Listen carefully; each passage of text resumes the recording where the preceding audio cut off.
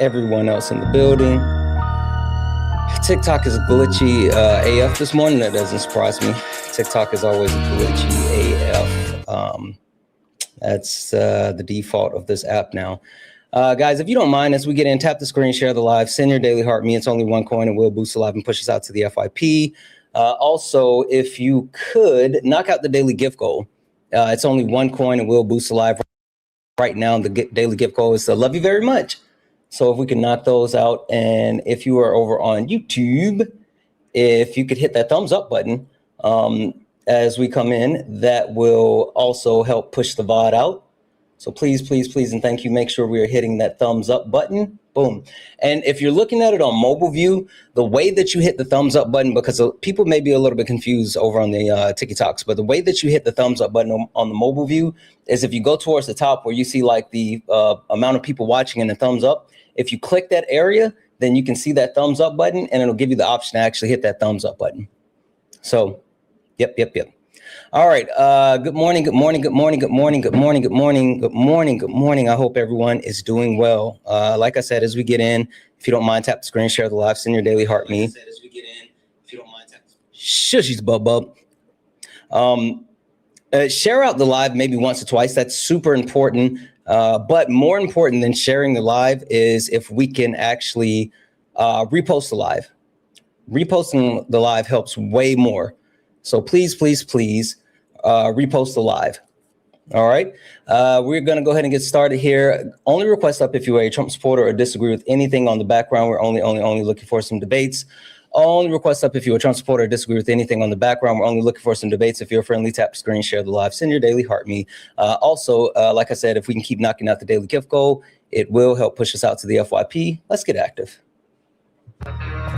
You stepped in a box. Now you're in the ring. Ain't no hugs here. You better take your best swing. Bow. Mike Hot, who wanna step in the flame? This ain't a debate, this a mind game. Facts type lies, get left in chain. One wrong word, you slapped out your name. This ain't TikTok T, this a war zone talk. No script, no filter, no safe walk. Bring stats and get scrambled like a glitch. I got fire in my mouth like I came from the pit. Hey. Step in if you dare. Truth hit hard like a punch in the air. Ain't no rules, no plan, no script. One wrong move, get cooked real quick. No cap, no shield. Better know your stuff or you get revealed. Step in, don't you wanna? Sparring with Santana. I don't care what you claim or your background. Facts only, if not, get clapped down. Whether you're left or right, or you don't even vote. If your logic is weak, I'll sink your boat. Hey. So slick, but you ain't got source. Nope. Just vibes, that ain't power, that's force. I'm the trap, the trip, the call. Hey. Once I'm snatching it all. Boom. Step in if you dare. Oh, you said stop spreading false information. Hey, stop crying in my comments. I'm muting you already. Get up here. Real quick. Get up here, coward. No shield. Better know your stuff or you get revealed. Step in, don't you wanna? Sparring with Santana. Step in. Like a. Ain't no. Hey, Vivian. Panda Queen, you know it. That's all they do is stomp thug. Hey. Hey. Sparring with Santana. Yeah. This ain't a safe place. It is not. This is flame space. It absolutely is. Sparring with Santana. Oh, let's go, Philip! Philip coming in with a bang. Guys, welcome in. This is Sparring with Santana. One-on-one debates with Trump supporters or anyone that disagrees with anything on the background. I am Santana, guys. The only request up if you are a Trump supporter or disagree with anything on the background. We are only looking for some debates. If you are a friendly, hey, do me a favor, tap the screen, share the live, send your daily heart me. It's only one coin. It will boost the live and push us out to the FYP. I'm going to keep resetting the daily gift goal to these little 1 cent gift goal.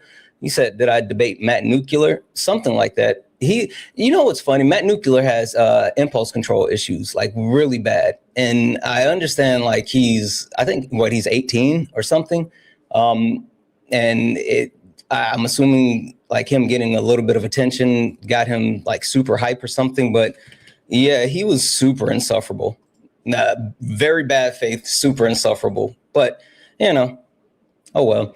Anyway, only request up if you are a Trump supporter or disagree with anything on the background. We're only looking for some debates. Only request up if you are a Trump supporter or disagree with anything on the background. We're only looking for some debates. If you are friendly, again, tap the screen, share the live, send your daily heart me. Keep knocking out the 1 cent gift goal. It will help boost the live and push us out to the FYP. Oh, guys, also, when you like comment and then you tap the screen, or if you send your daily heart me, or if you send gifts or whatever, make sure that you go back up to the top. If you look up by my name, you'll see like a heart with like some pluses or whatever. Make sure that you actually go back in and claim your points. Like apparently that's important. So make sure you like claim your points and like you join the team and all this other stuff. So anyway, with that being said, we are here, of course, because we have an important realization that we need to ensure that everyone understands. We need to make sure that we understand. What up, Mike Lone? We need to make sure that we understand where we are as a country and who's on the other side. I think that's the best way to put it. Who's on the other side? And when I say the other side, I mean understanding that it's no longer just like left versus right. I think a lot of people like to think of our country as divided in the sense of left versus right, but it's not. It's not. It really boils down to people that actually care about our country, our constitution, about other people, and people who don't. And that's in realization, that's what we are dealing with. The people that care, and then the people that don't. Right? And so the people that care, hey, thank you. The people that care are people who are on the right side of history. Now, they might not be in the best position to do all the things or know all the things or whatever the case may be, but they are actively trying, and which that's all that you can really hope for, right? No one's going to be perfect, but you can always see who's putting in the energy and effort. Thank you for the cake. And that's important. But the people who don't care, the people that don't really care, are the people like the Republicans. Anyone who is a Republican and stands on the side of the Republican Party today, they don't care. They don't care about Epstein survivors. Hey, thank you for that. Clearly. I think that now we're at the point where it's just accepted that the Republicans don't care about Epstein survivors. I think that's just a given, not even up for debate, but they don't care about our country, our economy. They don't care about women, children, the environment. They don't care about international relationships. They don't care about themselves, right? That's anyone who would say, oh, I'm a Republican, I'm a conservative, I'm a Trump supporter, I'm MAGA. Any of those things clearly don't care. But then it's layered. But then it gets interesting. Because there's a lot of people who want to be on the right side of history, who think that they're on the right side of history, that tend to say, oh, I am fighting Donald Trump. I am fighting the Republicans. I'm on your team.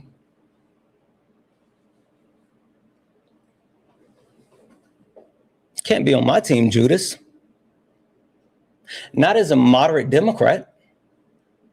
Not as someone who, for some reason, thinks like, oh, we need to reach across the aisle. We need to have this big tent. We need to somehow bring MAGA home, right? What is it? Growing up MAGA and then escaping MAGA. The people that somehow think that, well, we just need to actually work with them and hear them out.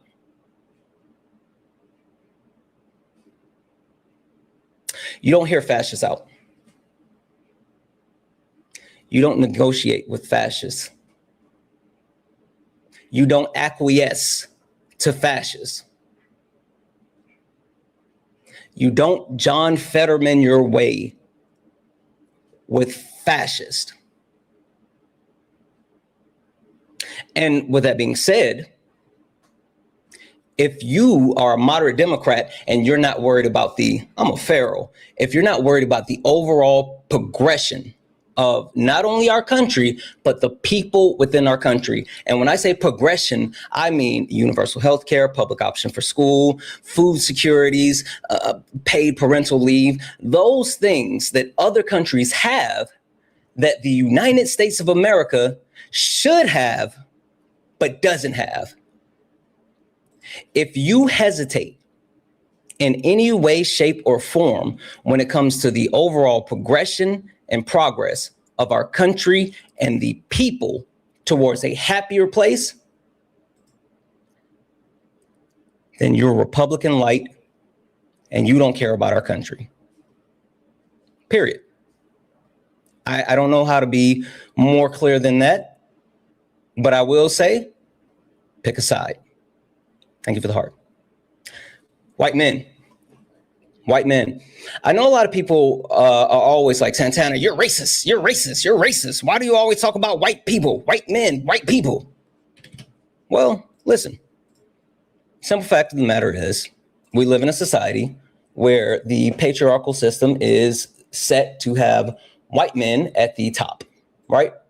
And not only is it in a position where white men sit at the top of the patriarchal system, but white men have coalesced all control, sitting at the top of said patriarchal system.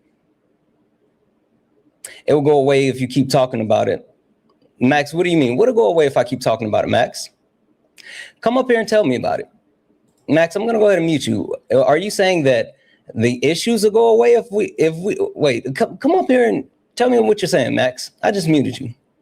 I need that. Yeah. As I was saying, people think for some reason that I like hate white people, which is always super funny when I hear people say that. When people are like, oh, you just hate white people. I think people struggle with the premise of accountability, and even more so calling out blatant racism, sexism, classism, and hell, fascism. A lot of people struggle with that. And a lot of people hear others, specifically Black people, telling our stories, sharing the information, pushing back on the narrative, and they think, oh, Black people, you guys are just victims. You're keeping it going because you keep talking about it. That's not the case at all. Shining a light on the things that happen in the darkness is the responsibility of the people that live today. Because if we don't shine a light on the things that are being done in the dark today, then it will impact not only our future, but our future generations. And I don't know about you. I don't know about you. And while I understand I don't go through the same things that my grandparents went through, I damn sure don't want my kids to go through the things that I went through. So it's not about hating white people. It's about accountability, culpability. And when I call out white men, it's because white men as a whole have been willing to sacrifice any and everything in order to maintain power. And that means their family. That means our country. Hell, that means themselves and their rights, everything, even when they don't have power, which is the craziest part to me. They will do any and everything to acquiesce power to white men without actually being a part of the group that holds power. That's interesting. That's interesting. Now, white women.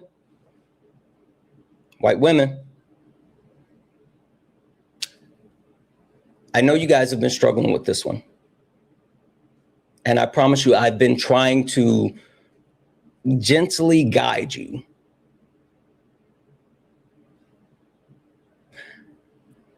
I've been trying to guide you along.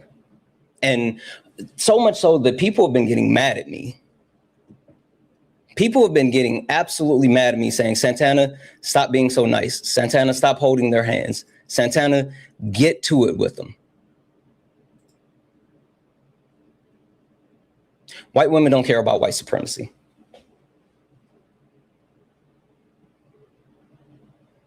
They don't. They just don't. And when I say white women don't care about white supremacy, I'm talking about the simple fact of the matter is that the proximity to whiteness, the proximity to that top of the patriarchal system that I talked about is more comfortable than dismantling whiteness and striking down white supremacy. That's a problem. Because that doesn't just affect non-white people. That would give white women their path to liberation. That's the truth. So I'm going to keep guiding and pushing and making it uncomfortable. And I understand, white women, this has been an uncomfortable topic for you, but it is a topic that is necessary. You don't care about white supremacy. Last but not least,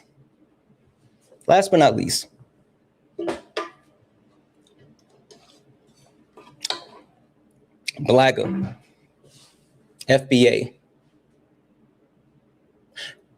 People say, what's BLAGA? Black MAGA. What's FBA? Foundational Black American. Black conservatives, Black Republicans, anyone who deems themselves to be on the right while being Black, not only do you not care about Black people, you're anti-Black as fuck. Disregard the fact that the Republican Party hasn't passed any type of legislation over the last 60 years that has been overwhelmingly beneficial to the average American versus the ultra wealthy. Put that to the side. You're voting along the side of the Klan. You're literally voting alongside of the Klan. White supremacists, Nazis, people that actually hate your very existence. But even more than that, people who are actively trying to dismantle your rights as a person. All right? You think I'm joking? I'm not just saying this. I truly mean it. When I say that you are voting alongside people who are trying to systematically dismantle who you are, your rights, and your access to being an American citizen, I mean it. Many people might not have saw this because this actually just broke just a few minutes ago before we jumped on live. Like, this literally just happened right before we got on live. Supreme Court rules on Voting Right Act striking down Louisiana map. The Supreme Court, in a 6-3 decision along ideological lines, struck down the Louisiana congressional map on Wednesday that added a second majority Black district, a decision that carries systematic implications for our future of the Voting Rights Act. Louisiana legal saga thrust the state into the center of conservative push and to weaken the central provisions of the 1965 law that has long enabled advocacy groups to force new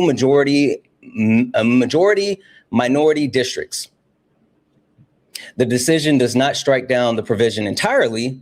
Justice Samuel Alito cast it as an update to the framework that has governed Voting Rights Act cases for decades, saying lower courts had stretched it too far.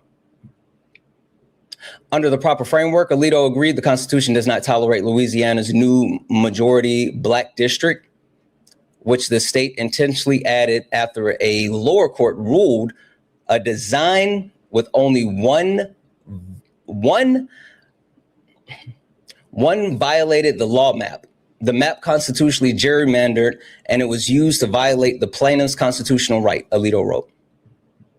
Section 2 of the Voting Rights Act prevented election practices that denied equal access to the potential process based on race. For decades, groups like the National Association for Advancement of Colored People, the NAACP, and the American Civil Liberties Union have filed Section 2 lawsuits to prompt states to redraw their maps with new boundaries that boost minority voting power. The Supreme Court decision claws back their ability to do so by limiting court orders redistricting that is internationally used other factors outside of race.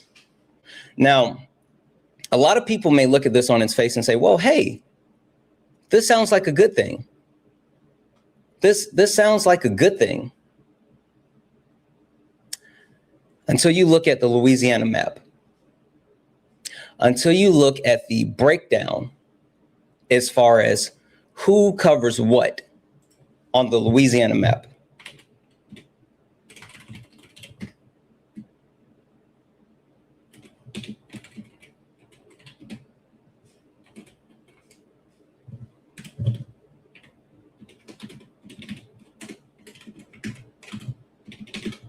So the Louisiana district map, right?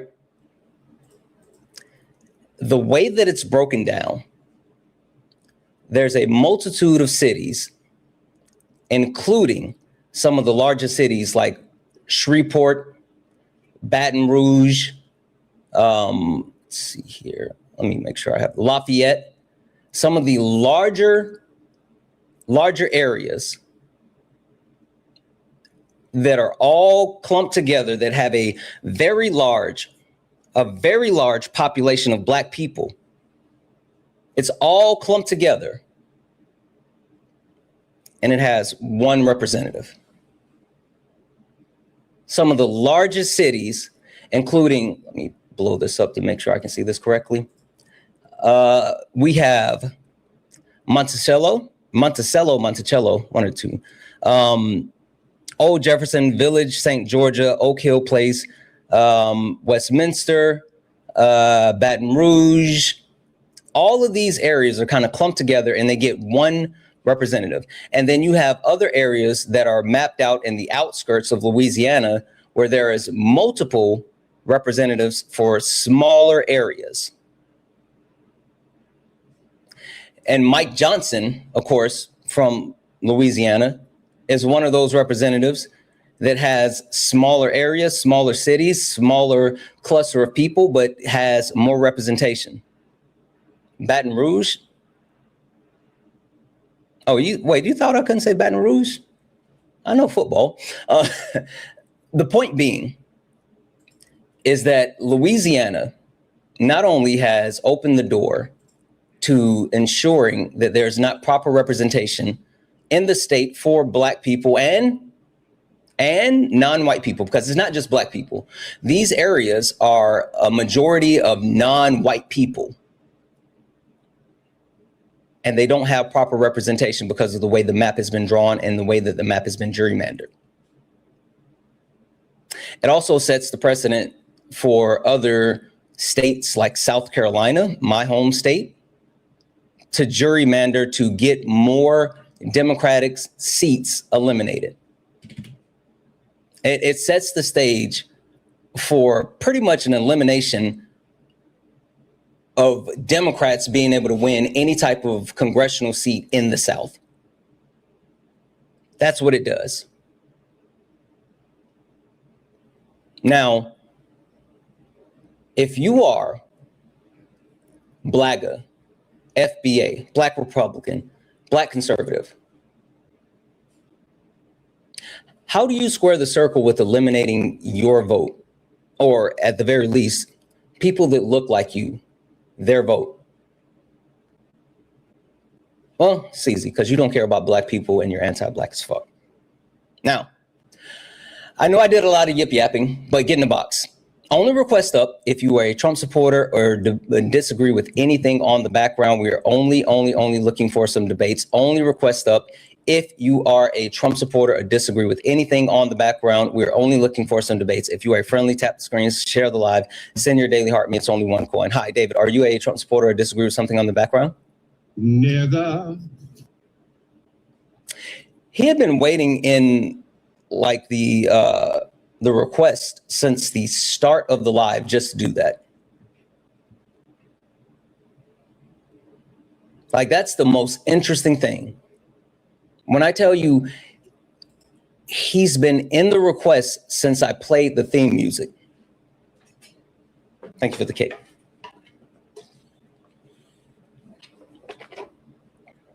That's like overwhelmingly sad.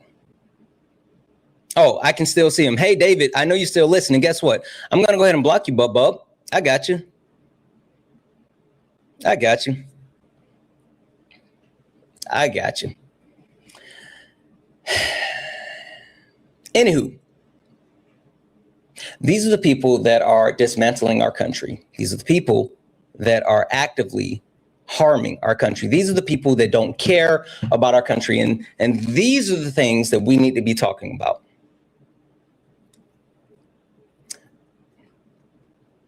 It's hard for people to come up and have these conversations because they don't necessarily have the ability to defend these things. I don't know if you guys have noticed this, right? I don't know if you guys have noticed this.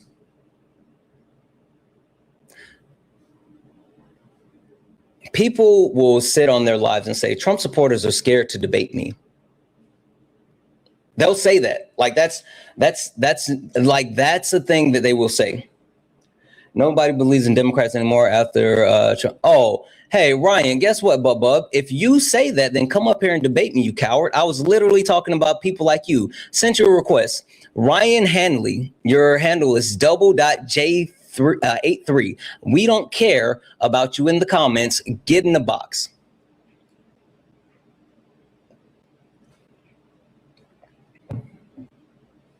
Now, when I say MAGA, Republicans are scared to debate me. Well, the reason why they're scared to debate me is because I am not like this person, Eddie, user, whatever. I'm blocking you. Come back on your main account. Eddie, user 8588, whatever. You got 3 followers and you're following 5 people. I'm blocking you. Come back with your main account. FYI. To any of the trolls listening, to any of the MAGA Trump supporters, I don't give a fuck what you think you are, whoever, right? Any of you that are coming in here on your burner accounts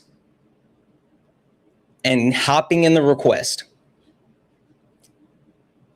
I will block you. I will absolutely block you because I have no interest in cowards. I have no interest in cowards, and I do not suffer fools. And if you can't say it with your chest, then you don't say it at all.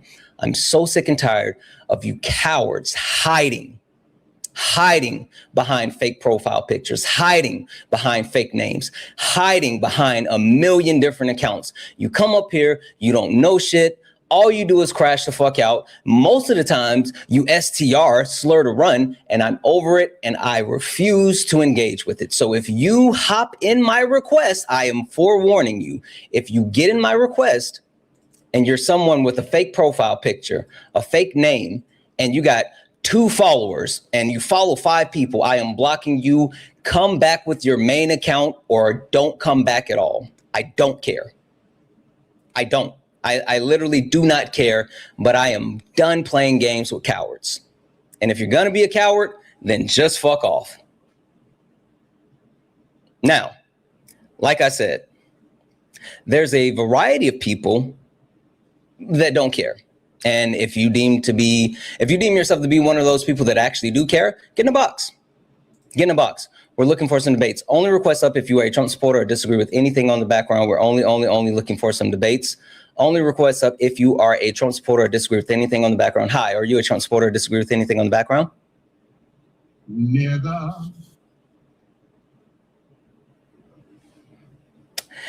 At least he came back with his main account. You know what? Not even gonna knock that one. Not even gonna knock that one. At least he came back with his main account. That's all good. We're gonna block that account too, though. But at least he did come back with his main account. Tizzy, you think that's funny? Tizzy, I sent you a request to come up. I'm muting you. Get up here, Tizzy. I sent you a request. Come up here, Tizzy. Get up here. There we go. My name is Trizzy, bro. Trizzy, same thing. Trizzy. No, it's not. Same thing. Trizzy, question for you. I thought that was funny, bro. Yeah, that's fine. You seem to be actually I'm sure. Like, simple things make simple people laugh. Whatever. I don't care. You seem to be someone who is not only, standing in, I guess, opposition of where I am, but you're enjoying the live because you're just here hanging out. So why not get up here and defend your stance? Are you a Trump supporter? What's my stance, bro? The question was laid out. Are you a Trump supporter? I'm not. Okay. You disagree with anything on the background? I'm a white man, but I don't know what you mean by nothing but power. White men don't care about anything except power. They're willing to sacrifice any and everything for power. So you disagree? Yeah. Okay. Tell me how I care about power. Yeah, don't worry, I got you. Before we go too far, Trizzy, I know you've been watching. I'm not sure if you know who I am or what this is, but it's fine. I'm going to give you and everyone else a proper introduction to who I am and what this is. So hold tight for just a moment. Ladies and gentlemen, welcome to the main event.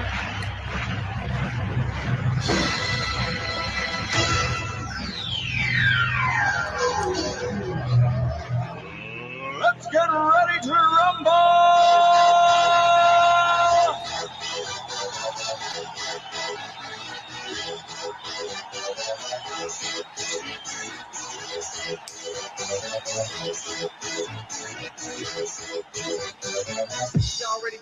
Guys, welcome in. This is a Sparring with Santana one-on-one debate with Trump supporters or anyone that disagrees with anything on the background. I am Santana, guys, and only request up if you are a Trump supporter or disagree with anything on the background. If you are a friendly, tap the screen, share the live, send your daily heart me. It's only one coin. It will boost the live and push us out to the FYP. I'm going to keep resetting the daily gift goal to these little 1-cent gift goals. Right now, it's the chili peppers. If we can knock those out a couple of times, it will boost the live and push us out. Last but not least, if you like support the live, you can do so. Cash App, PayPal, Venmo, pay links and link tree in the bio. Santana speaks for you. If you're over on YouTube, you can send a super chat and we'll read that out. All right. So you want to know how you only care about power. Well, I can't tell you specifically how you only care about power because I don't know you yet, but we can definitely run through it to get to the logical conclusion. Now, I will lay out my premise as far as why I say white men only care about power. And that is because white men overwhelmingly will do any and everything to hold on to power, even if it does not mean that they have power themselves on an individual basis. The reason why I make this claim, and it's rooted in the 250-year history of our country, where 90% of the country, the power has been coalesced specifically within for white men, and I'm talking about Congress, House, Senate, presidency. It's also rooted in the fact that the Constitution was written for white men that own land. Not even all white men, right? White men that own land, i.e. classism was baked into the racism and sexism of the United States Constitution. Now we roll it forward to today. And while you say that you're not a Trump supporter, fine, I'm not going to push you on that. But white men overwhelmingly supported Donald Trump in the 2024 presidential election, coming out and voting for Donald Trump more than any other president in United States history. And just keep in mind, Joseph Robinette Biden in 2020 broke the record for the most votes received in American history. And in 2024, even though Donald Trump did not break that record, white men voted for him more than Joseph Robinette Biden. And that was after knowing that he was a 34-count felon. That was after knowing that he was someone who raped a woman. That was after knowing that he was a racist, a classist, and hell, a fascist, because he openly talked about being a dictator on day one, dismantling the Constitution. And last but not least, telling them that he was going to raise their prices. They still voted for Donald Trump while self-harming. So, Trizzy. I totally agree with all that, bro. Mm-hmm. I totally agree with all those points. Mm-hmm. So No, with that being said, that's why I say I did not vote for him, though. Yeah, I mean, I said more than just voting, though. But that's why white men only care about power. Those are you have to examples. Vote to change politics. You have to vote locally, then you go up to state level, then you go to your government. You can't make a change just overnight. Okay. What does that have to do with the claim that I made and also the information that I laid out? Progress takes time, man. I voted not for Donald Trump. Who did you vote for? I don't believe in any of his policies. Who did you vote for? I voted for Kamala Harris. You sure about that? I did. I'm in the state of Florida. I voted for her. You voted for her even though you don't know how to say her name. Kamala Harris? Yeah, that's not her name. You know what's funny? Like for you guys that cosplay as like Harris supporters. What do you mean by cosplay, bro? I'm right here with you talking. Cosplay is Harris voters. The only thing that I would say is like at least say her name right if you want to like try to pretend that you actually. What was your favorite policy from Kamala Harris?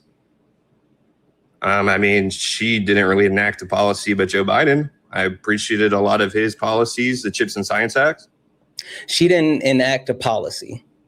What did she enact as the vice president? No. What policies that she run on? That's a lot different than policies that she enacted. That's what I said. What's your favorite policy? What policy did she run on that had you saying, yes, I want to vote for her?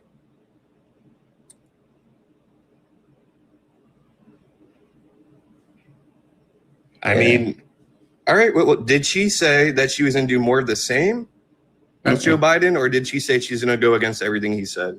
No, she had her own policies. See, listen, again, if you're going to cosplay as someone that voted for her just because it like masked do you want a conversation? No, I'm calling you out. Listen, you don't have to lie just to kick it. I promise you, you don't have to lie to kick it. I'm literally just popped into your live, bro.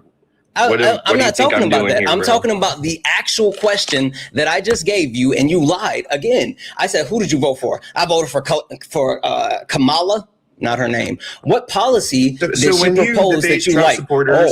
When you debate Trump supporters, what policy do they tell you about Donald Trump they like?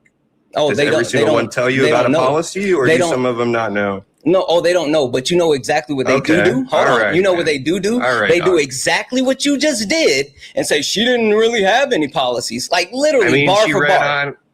Bar for bar. She wanted to run on what? House credits, kid credits, giving people money back for having a family and kids. Is that not a policy she ran on? Sure. Anyway. Let's move forward. Not a policy she ran on? No, specifically, she not want to give credits for kids and credits for people buying homes for first-time home buyers? Yeah. You took time to look it up. It's okay. It's fine. I know you just sat there and Googled it. No, you're good, bro. Like you sat there and Googled it. Like you think I'm going to give you credit for taking a moment to look it up so you can try to perpetuate your life? Fuck out of here. Anyway. What are you talking about, bro? I mean, it's literally are you a Christian? 2 things she ran Trizzy, on. are you a Christian? No, I'm not. You're not? So you don't believe in God? Not really. I mean, not really. What do you mean? Church with my girlfriend, but what do you mean? What do you mean? Non-denomination. You're non-denomination. So do you believe in heaven and hell? I mean, I don't believe in your version of heaven and hell. I don't care about my version. I'm saying, do you believe in heaven and hell? I believe in my own personal God. Okay, perfect. So you believe in God. You believe in your own. I believe in a different higher being. Perfect. So you're a man of some faith. That's all I need. Hey, Trizzy, swear to God on your mother's life that you did not just look that up. And if you are lying, swear to God that you hope that she falls dead. Do it. I swear to God, I did not look that up. Say the last part. My mom's life, and I hope she did not fall down. No. I didn't say shit about hope that she did not fall down. You're such a fucking bad faith actor. Well, say it again, bro. You're like three sentences, you're bro. Such a fucking bad faith actor. Go for it again. I'll re-say it again for you, bro. Sure. It's okay. I don't believe anything you're going to say. Let me say it again for you. Repeat it. It's fine. We hope your mom doesn't fall down. Anywho, okay. So let's get to the actual point. Now, when it comes to the premise as far as white men only care about power, can you tell me how any of the information that I've laid out in front of you is disputable when it comes to the claim that white men only care about power? Where's the logical hole? And can you dispute any of it? Because you're generalizing a whole race of people. Is that all you got? Yeah. Okay. All right. Perfect. So when someone doesn't vote for Donald Trump and doesn't care about any of the things I said, was that all you have? And then you said yes, and I started speaking. Then you decided to speak again. So are you done? Or I'll mute. Perfect. So the premise that I laid out isn't based off of Donald Trump, right? I mean, that's just an actual factor that highlights the point that I'm making. The premise lies in the overarching history of the country, right? And you see that in the way that legislation has been passed. You see that in the way that people have been disenfranchised. And you see that in the way that power structures continue to be upheld. Greatest example, had a conversation yesterday, right? And the conversation was around how the United States of America is more willing to be racist than they are willing to be capitalist. The United States of America would rather be racist than make money. And the reason why I said that is because there was a study that was completed by Citibank Group where I found out there used to be $16 trillion, but they did another evaluation for 4 more years. And the United States has lost out on $21.3 trillion in order to maintain white supremacy and racism, i.e., as a whole, the people who are in power, the patriarchal system, white men, are willing to sacrifice their own pockets in order to hold on to the concept of superiority. How do you square losing out on $21.3 trillion just to uphold racism?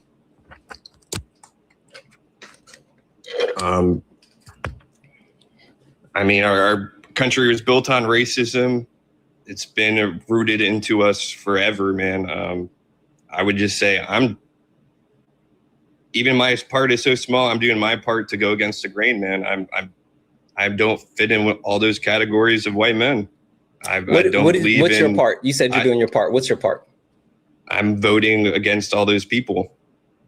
I don't have as much time on my hand as you do, obviously, to have a platform and speak out against it every single day, 5 hours a day, or how long you do it. But I mean, I work, I have a family, bro. Like, I don't have much time off. I can't go on the streets every week, every single day and protest.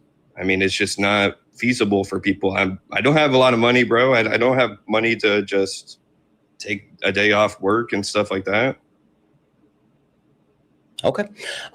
So voting is... I talk to my friends about that too. I mean, I try. I'm sitting here waiting. I want to make sure you're done. And that's why I sit here quietly and wait. And then I start talking. I mean, you don't have to mute. Just please don't interrupt me. Voting isn't going to dismantle the current structures and systems that we live under as far as like the patriarchal system and the way those things work, right? I hear what you're saying as far as voting. But may I ask one more question though? Sure, after I finish my sentence. But when you talk about specifically, you said you live in Florida. Well, even if you were to vote blue in Florida, we live in not only a country that does not prioritize the individual vote, right? i.e. the electoral college, but you live in a state that is with the actual voting record they have has been locked in a super majority of Republicans. So like just saying that, oh, I vote against that is kind of like not even the minimum that you can do at this point. Like it's just saying that it's passing the buck. Anyway, go ahead. Well, I mean, if you don't talk to your friends and try to change their viewpoints, what are Parker and Dean doing? Are they not the same? Like, what are they doing more than just getting on a live and trying to spread awareness and voting? I'm doing that on a more smaller scale, but I'm still trying to change my friends and my family's opinions on what's going on. What does Parker and Dean have to do with anything? I don't know. They're white people that fit in the same category as me, man. Again, I sit here quietly and I let you finish speaking. And and then I start speaking, for some reason you decide to like have your sentence start in the middle of my sentence. So let's not do that anymore. Now, like I was saying, what does Parker and Dean have to do with any of this? Because they're not the conversation. And if you wanted to know what they were doing individually, then you should go to Parker and Dean and say like, hey, are they not white men looking for nothing but power? This is, all right, Trizzy, I'm going to mute you now. I haven't done this entire time. I keep sitting here quietly, allowing you to speak, and you say what you have to say, and I can't get through my sentence before you start cutting me off. Let's have impulse control. We're both adults. The point that I was making is Parker and Dean have nothing to do with this conversation. This is not Parker and Dean's live. The topics on the background doesn't say anything about Parker and Dean. Hell, it doesn't even say anything about Trizzy.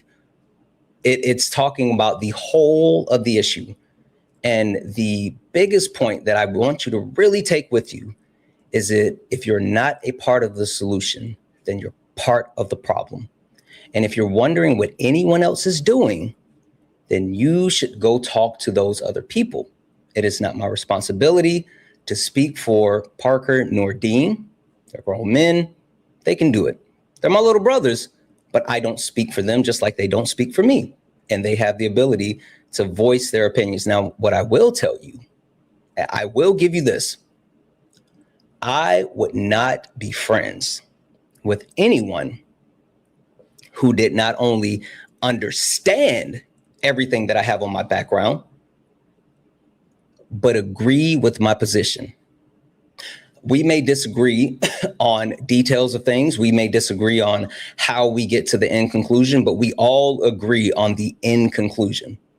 So that's not only for you, Trizzy, that's for any and everyone, because people love saying, what about Parker and Dean? What about Parker and Dean? Are you saying this to Parker and Dean? Hear me loud and clear. I would not be friends with anyone who did not understand everything that's on my background and also agree with the end conclusions of the things that I have on my background. So with that being said, Trizzy, the point that I wanted to get back to with you as far as like what you are or are not doing, saying that you're voting is passing the buck. Now, you did say something interesting. You said you're talking to your friends. Tell me more about you talking to your friends. Yeah, I mean, I would like to at least reiterate, I agree with the points you're making, man. I do agree with that stuff, but I believe myself is not in that category. But I will go back to your question and say, yeah, I mean, I do have debates with my friends and family. And it's not always pretty. I don't always make conclusive thoughts. You can see right now, I'm not the best speaker, but I mean, I try to make a point and I try to at least change their opinions. You know, they voted for Donald Trump and I don't agree with that. And a lot of stuff you said, I totally agree with it. Okay.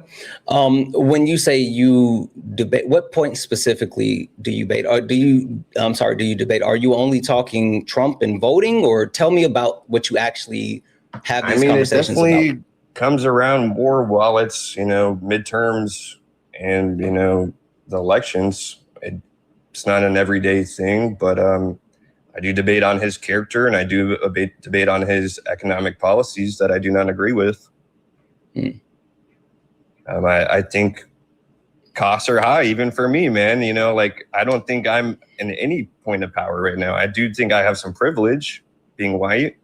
I don't think I have any power myself, though. I mean, I do have power to make change with my friends and family, but I don't have $1 million to run. I don't have, I can't, take a month off work to make a platform and do the things you're doing. And I appreciate what you're doing, but I just don't feel like I'm in that same category. Okay. So what I want to say is it's not about doing what I'm doing. And I make this very, very clear. It's about actually doing what you can do to the best ability of what you can do. Now, I want to kind of backtrack for a half a second to something. So you put laughing emojis in the comment section. after the guy came up and played the N-word at me twice. And you said that you thought that was funny. So I guess to kind of lead into this overall point, why was that funny? You said that guy waited an hour to come up and to slur. Make it. Yes. And not an hour since the start of the live, but came up and waited to slur and then came back and then slurred again. Why was that funny? Was that not an African American? Nope. Where is that clip played then? I have no idea where he got the clip from that he played. I have no idea, but have you ever heard of blackfishing? I haven't actually. Yeah, so blackfishing is when white men, specifically, it's always white men, sometimes white women, but particularly white men, they actually put black people on their profile pictures and, you know, try to come up with like a common name or something like that. And then they go into places, spaces, lives, and pretend to be black people, right? And they will say, oh, I'm black, so they can do things like that. Now, the guy, yes, he absolutely had a picture of a black man and listed himself as David, right? And he came up to slur. But then I'm pretty sure that's a meme from GTA. Oh, I don't care. But he came back on his main account. His name was Charlie, and he was clearly a white man to do it again. But I digress. When you laugh, it was when Charlie is on his profile. Charlie came up here to do it. But my question is, I didn't click on his profile and check him out in half a second. That's fine. What's funny about random people on the internet slurring at black people? I mean, he didn't come out and say it. He just played a clip. Oh, okay. So it was just because he didn't say the word, he just had someone else. Clip. So because he didn't say the word, he had someone else say it. It's funny.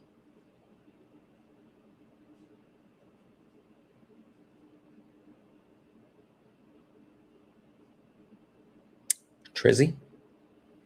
Yeah. Can you answer the question? I got a giggle out of it, bro. What else do you want me to say? Okay. You got a giggle out of it. Why? Why is slurring funny? Because that guy waited 2 hours to hop on a request. 2 hours. I haven't been live for 2 hours. You keep saying, you keep expanding the time. You said he waited for your whole intro. You keep expanding the time every time. Like first time you said it was an hour, and I said it hasn't been an hour. It was 5 just minutes. What do you wait 10 minutes? And then you just said it was 2 hours. You said it was 2 hours after I shot down the idea of 1 hour. You keep trying to make it like bigger than what it is. Bro. You keep trying to make it bigger than what it is so you can justify the thing. You don't have to do that. You don't want to debate, so you're going to back I'm debating. You just don't know why. No, you're not debating anything, dog. I promise you, you're just not smart enough to keep up. But it's fine.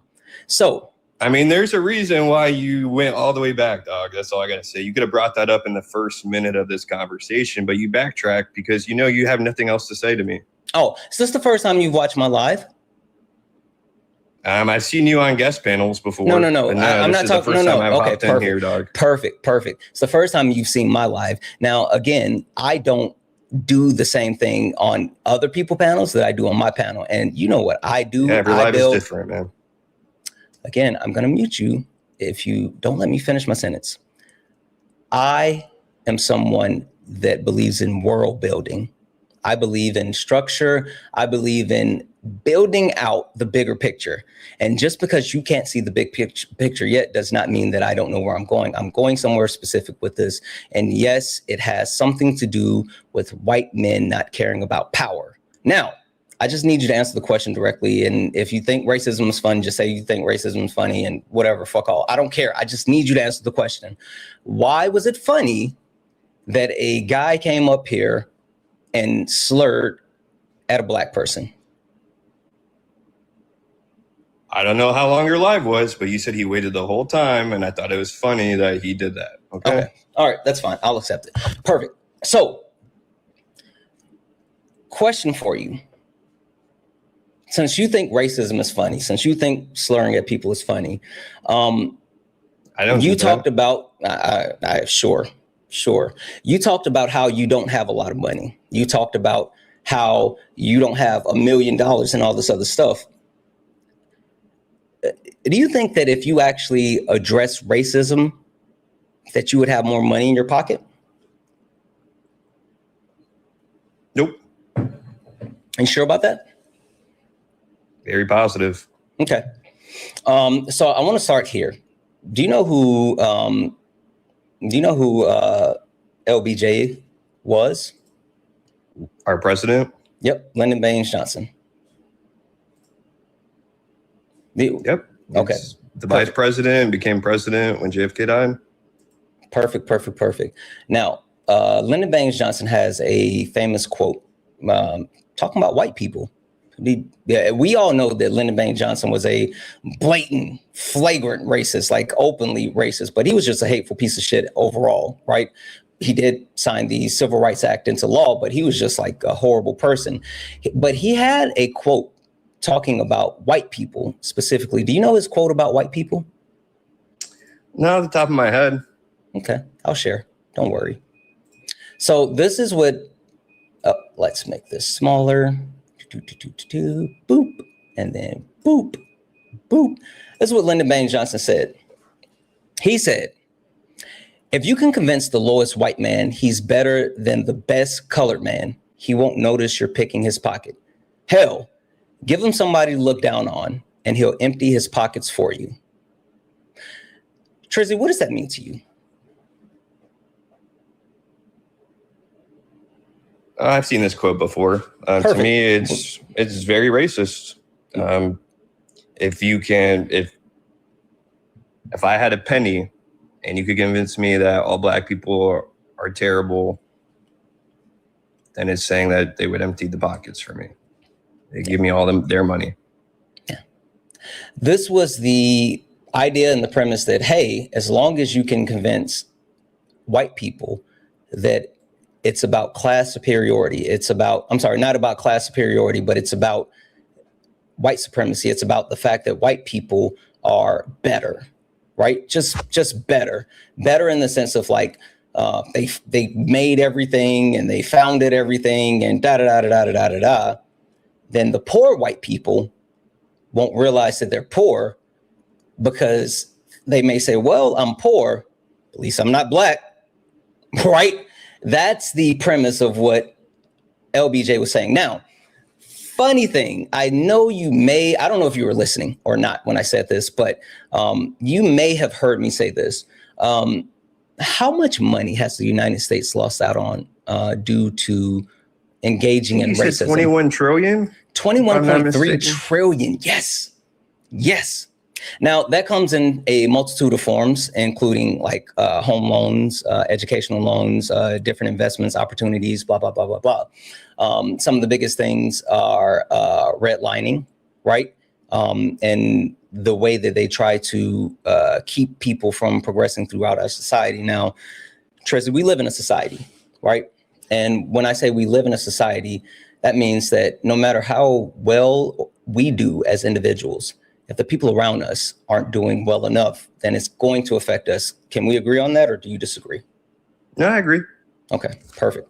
So, butterfly effect. Mm-hmm. Taking that amount of money out of the economy due to racism negatively impacts everyone, right?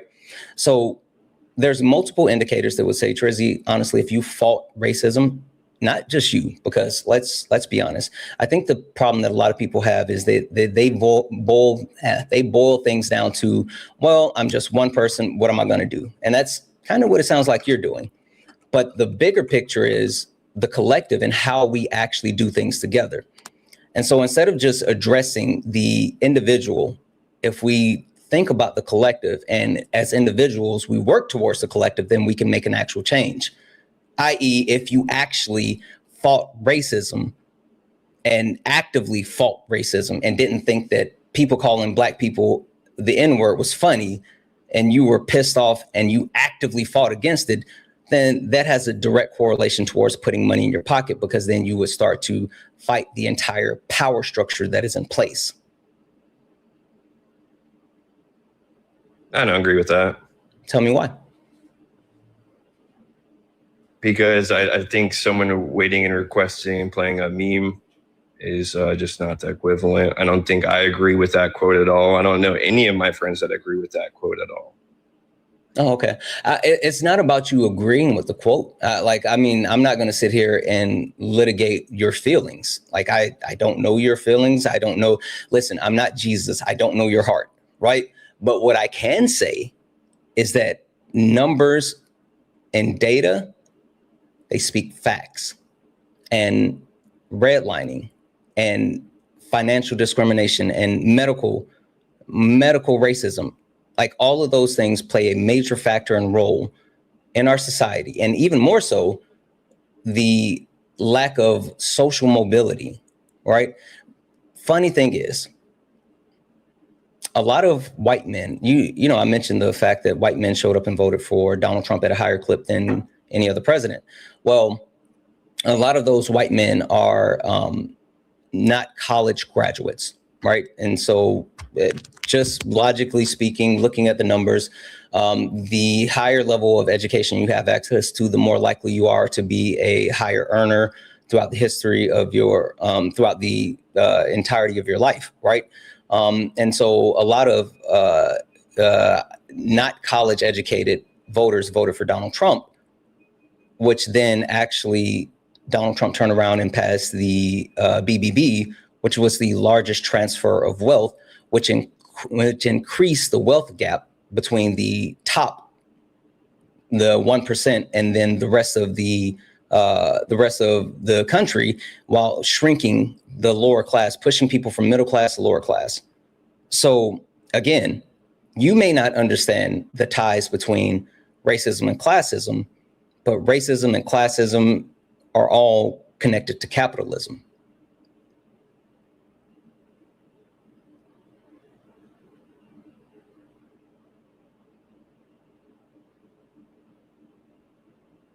Yeah, I think my point is it's more of the elites versus the non-elites, rather than if I laughed at a joke Dave Chappelle said and he was using that word, is that do you need to crucify me on your cross or something?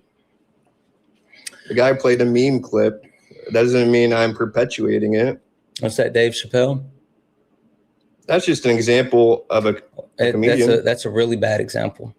What's funny about that is I give artists leniency, right? While I may not agree with the things that certain people or artists say, I absolutely give leniency to artists for their artistry, right? And with that being said, that wasn't art.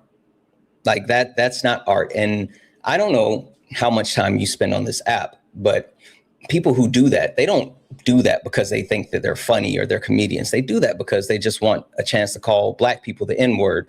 And they knew if they did it in public, then they would be either, excommunicata, right? Or they would be counting their teeth. And so instead of doing it in public, they hide behind blackfishing, digital. They hide within their digital footprint to, get the things that they want to do in person off. Like it's literally them getting off on it.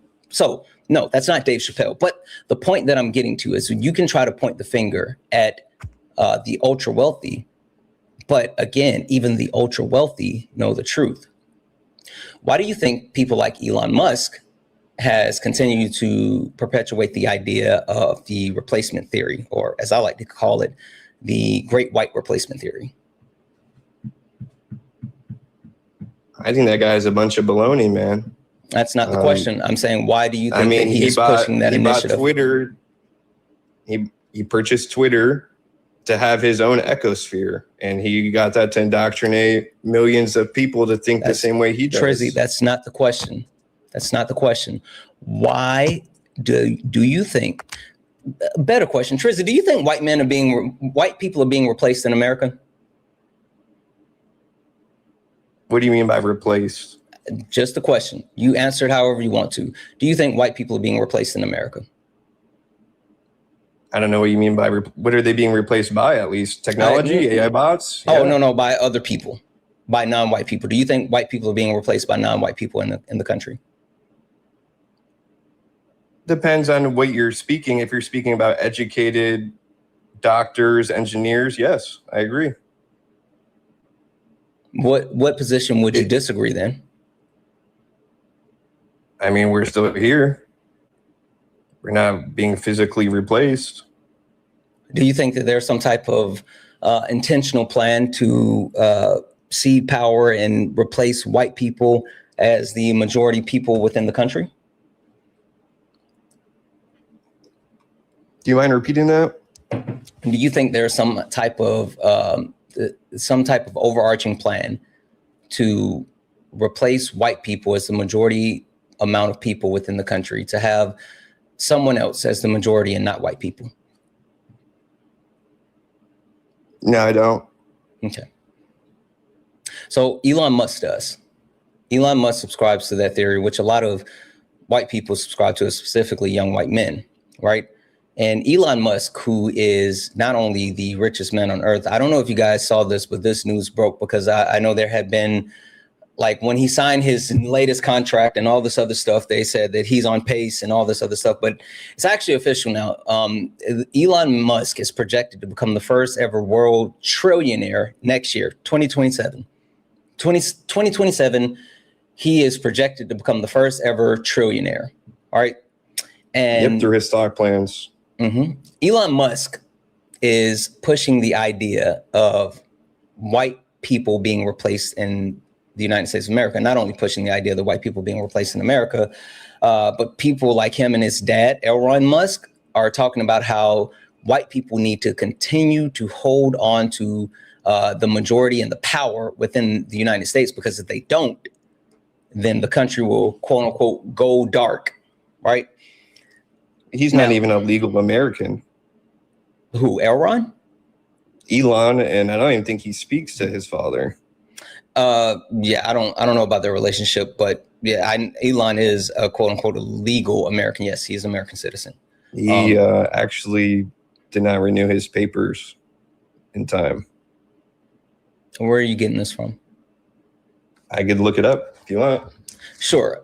You look it up. I'm going to thank a couple of people because, like, we can't do misinformation here. To my knowledge, that is absolutely incorrect, but we'll see. Let me thank a couple of people and then we'll get back to it. W's in the chat for Rebecca. Rebecca sent a $5 donation saying, I appreciate your approach. We need to be uncomfortable in order to really realize that we need to be more productive. That's the point, Rebecca. W's in the chat for Rebecca. Thank you so much for the 5. W's in the chat for J Hops. What up, J Hops? Who sent a $5 donation saying, Trizzy, you are the white man that the prompt is about. Facts. W's in the chat for Jesse for the $5 donation saying, what's up, cousin? What's up, cousin Jesse? Who sent a $5 donation saying, why is Trizzy fighting so hard to be ignorant? Where does he get his information from? Never mind. Subscribes to white replacement theory. He says he doesn't, but you know. And last but not least, W's in the chat for Marie for the $6.70.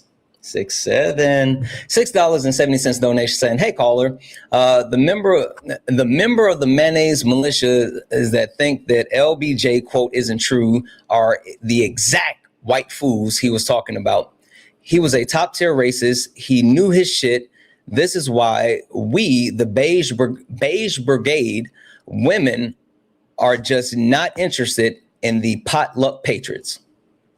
God damn, Marie. Marie is on this shit today. W's in the chat for Marie. W's in chat for all the donos, guys. If anyone else would like to support the live, you can do so. Cash App, PayPal, Venmo. Pay links in the link tree in the bio. Santana Speaks for You. Santana Speaks for You is the best way to support the live. If you're over on YouTube, you can send a super chat and I will read that out. Guys, keep tapping the screen, share the live. Let's go ahead and get the likes up to 300,000 likes. And also, if you are here and you look up at the top and you see the word follow, that means you're not following me. Hit that follow button. Hit that follow button, turn on notifications. We're on our way to 200,000 followers, and we only got 17 new followers on this current stream. Guys, hit that follow button, turn on notifications. Even if you're trying to figure out if you like me, if you like it here, then, you know, turn it on and come back. If you think that, oh, this guy Santana has a stupid punchable face, sure, hit that follow button and come back and rage out. But just hit that follow button. And last but not least, only request up if you are a Trump supporter or disagree with anything on the background. We're only looking for some debates. Only request up if you are a Trump supporter or disagree with anything on the background. We're only looking for some debates. Now, someone that I trust in the comments, shout out to J Hops, actually put that Elon Musk actually did his naturalization in 2000 and Two, I see that. But he was here illegally. He was here illegally. He was. He overstayed his visa in his initial entry. And that's how most people do it, honestly. So I mean, but that doesn't mean that I was he didn't wrong. renew But his, I mean, my point was, he broke the law too. He didn't do it the right way. I think that's a moot point, but I just want to make sure that we actually clarified any type of misinformation regardless. The point that I'm getting to, and the bigger point, is that the richest man on earth subscribes to the white replacement theory and the fact that white people are being replaced within the country, and everything possible needs to be done to preserve the white race as the majority race within our country. And that's because capitalism and racism are intertwined. Race was literally created to uphold capitalism, and racism continues to perpetuate capitalism. Hey, Trizzy, who created race? I'm not sure. Who created race, man? Gomez Inez de Zurara. The thing is, you just keep jumping from topic to topic, man. It's like I'm not. It all goes together. But now you ask me a question in left field here. It all goes together. Just because, again, remember, world building. Just because you don't understand it concisely instead of jumping around. It's not my fault that you're not equipped for the conversation. I don't know what you want me to do with that. I'm trying to actually hold your hand with a paper napkin in between and guide you, but like, it's not my fault that you're not tall enough to ride this ride. I'm trying to help. I just don't think you understand. An illegal person came over and we let it happen, and he worked here illegally. He dropped out of college. He should have been revoked on his immigrant status. You shouldn't have been here, dog. What's the point of you saying that right now in this conversation? What does it do for the overarching point that I'm trying to drill home, that racism and capitalism is directly tied? And if you fought racism, then you would be fighting capitalism. You would put more money in your pocket, and even more, you could dismantle the overall system. What does you talking about Elon Musk overstaying his visa and should not have been in the country? What does that have to do with anything at this moment? Because he owns the biggest social media platform, and he gets to determine what's on his platform and what's not on his platform. What does that have to do with the conversation that we're having? What do you mean? You just said it all ties together. He's the richest man. No. You are somehow trying to tie the shit in that I'm not talking about. You want to talk about Elon Musk being here and overstaying his visa. Up, dog. Yes, for the premise of capitalism, you donut. I brought him up because he is the richest man on earth, not because he is an immigrant. Why is he the richest man on earth, dog? Because capitalism. What point do you think you're trying to make right now? What point do you think you're making? I know what point I'm making, and I've explained it multiple times. You just can't keep up. I literally just said it's an elite versus non-elite. That is my whole point, dog. You said he's the richest man in the world. Why is he the richest man? If it's elite versus non-elite, why are you hyper-fixated? Why do we give him contracts? Why are you hyper-fixated? Why are you hyper-fixated on the point that he overstayed his visa? Because I don't think he should have even been here. He shouldn't be working here. He should not be an American citizen. Okay. So let's say Elon Musk. I don't think he should be a part of Doge. Sure, that's fine. That's fine. Let's say Elon Musk didn't exist. Is Jeff Bezos still out there? Yeah. Is Mark Zuckerberg still out there? Yep, they made better products than George Soros. Is George Soros still out there? Yep. Is Bill Gates still out there? Yep. And are they still donating to our politicians? I think the point that you're missing, right, is that you want to hyperfixate on this one person because they are from another country and they shouldn't have been here. People, dog. I just muted you.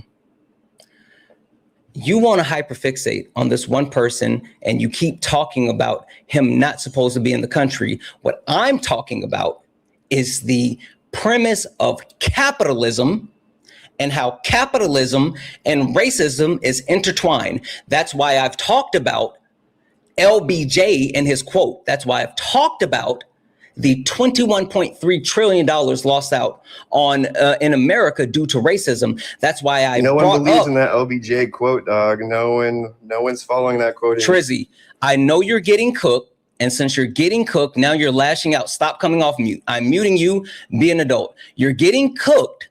And since now you're getting cooked, you're being a petulant baby. You're being a child like this entire time. And now that you know that you're fucking cooked and I'm pulling your card, the only thing that you can do is start crashing out. It's so sad when mediocre white men started to get dominated. You're not, because if you were totally fine, you would stop unmuting yourself and you would have impulse control. I keep sitting here allowing you to speak, but you can't. Look, you're being a fucking child. Every time I mute you, why do you keep coming back off mute? Answer the question. Oh, I can talk now. Why is it that every time I mute you, you keep coming back off mute? I muted myself plenty of times. No. Answer the question, Trizzy. I've been muting you, and every single time you keep coming back off of mute. Why are you doing that?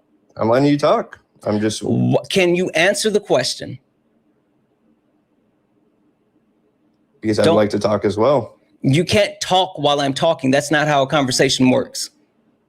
You're unmuting. That's fine. You're unmuting yourself because you're a petulant child and you know that you're cooked. And this is your form of crashing out and deliberately doing something when you know that you have nothing else. You can't stand the fact that you actually don't know anything. You don't have any points. I'm pulling your card, and the only thing that you have now is to start fucking crashing out, which is sad. It's literally sad. Now, I'm going to finish my point. We're still talking. I'm going to finish my point. The point that I was making is that Elon Musk, the richest man on earth who is on pace to be a trillionaire, believes in the white replacement theory.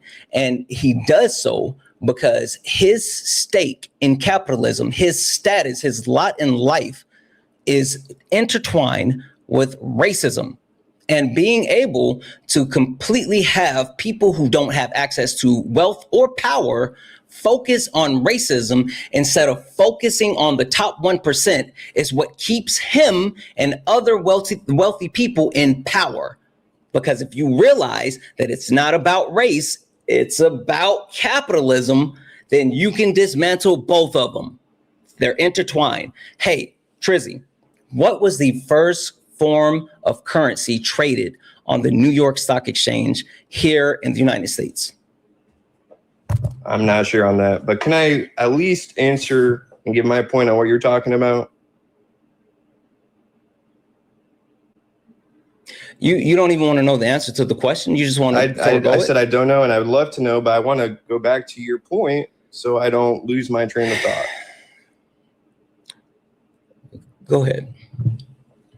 I don't agree with any of that Elon Musk stuff. I don't pay for Teslas. I don't go on his Twitter. I don't do any of that stuff.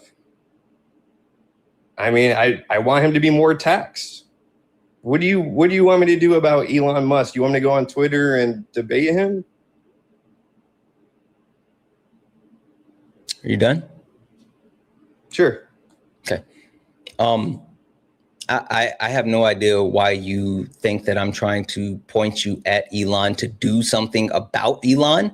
The reason why I brought up Elon Musk was what I just said. You were so busy trying to reply and formulate your reply, you didn't listen to what I said. The point that I made. Take all his money, man. I don't like the guy. I don't want him to be the richest man. I don't want him to be able to go on his social media. Trizzy, I'm trying to specifically tell you one more time the reason why we're talking about Elon Musk. I need you to lock the fuck in and get out of your emotions and hear what I'm saying and digest it. The reason why I'm talking about Elon Musk is not because I am saying that you support Elon Musk. I'm not saying that you are someone that needs to go out and quote unquote debate Elon Musk. What I am saying is that the ultra wealthy, i.e. people like Elon Musk, subscribe to the great replacement theory because they understand their wealth and lot in life as the top 1% is intertwined with racism. Capitalism and racism are intimately intertwined. And if you address racism, then you address the discrepancies within capitalism. They don't want you to focus on that. They want you to focus on racism. And saying that you don't subscribe to Elon Musk and the stuff that he does fuck all for actually fixing the problem.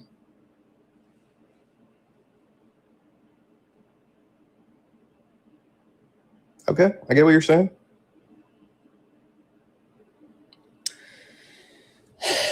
All right.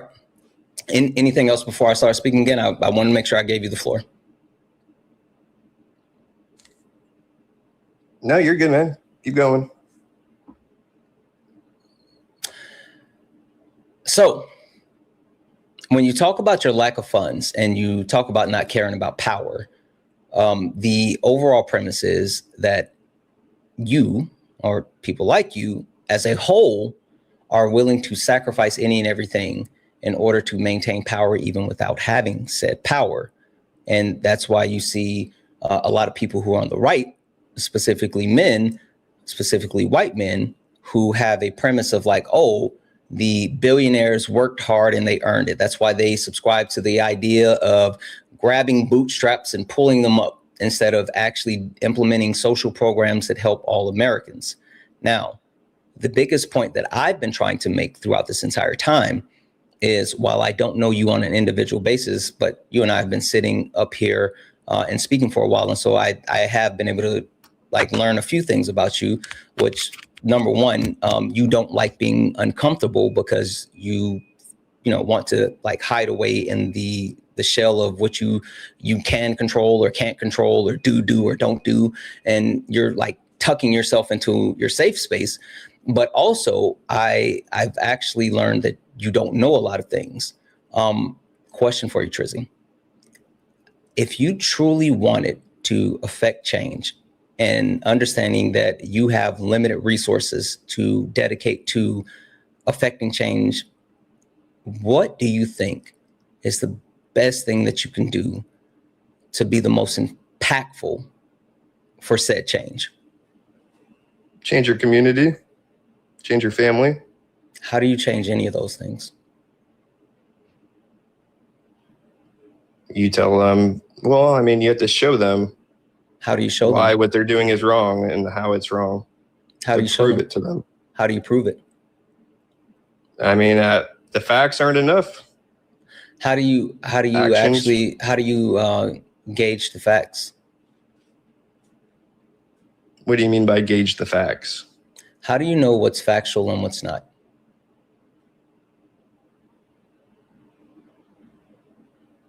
What?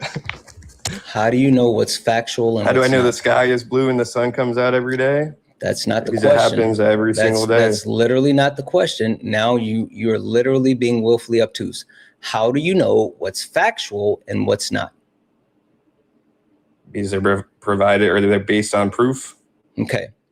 And how do you get to said proof?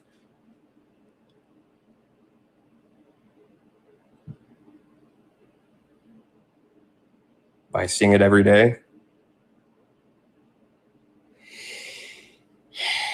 Are you omniscient?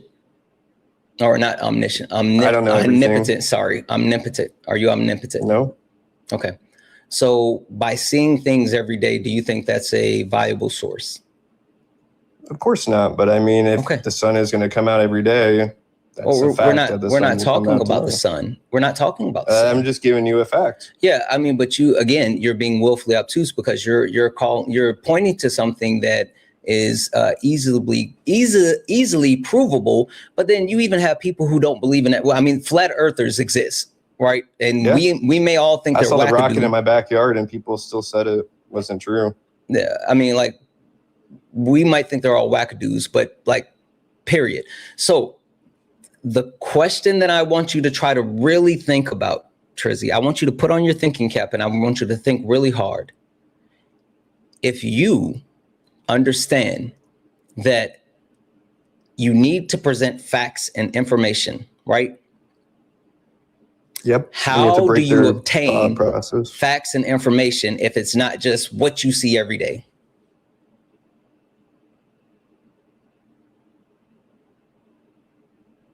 I mean, it depends. If it's someone online saying something, there's video of it. Trizzy, do you like sports? Yeah, I dabble in some sports. What's your favorite sport? I'm more of a spectator, but I've been watching the NBA a little bit recently. Who's your favorite team? I don't really want to dox myself, but... How are you going to dox yourself by saying, thank you for the galaxy, saying who your favorite team is? Because I've already said what state I'm in. Can kind of narrow down what city. Miami, Orlando, like...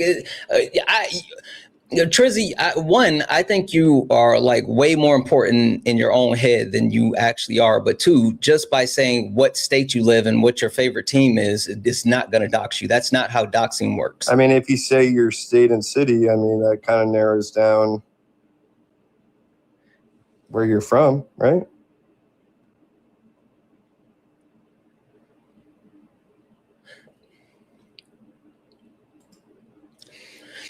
Is your name Trizzy?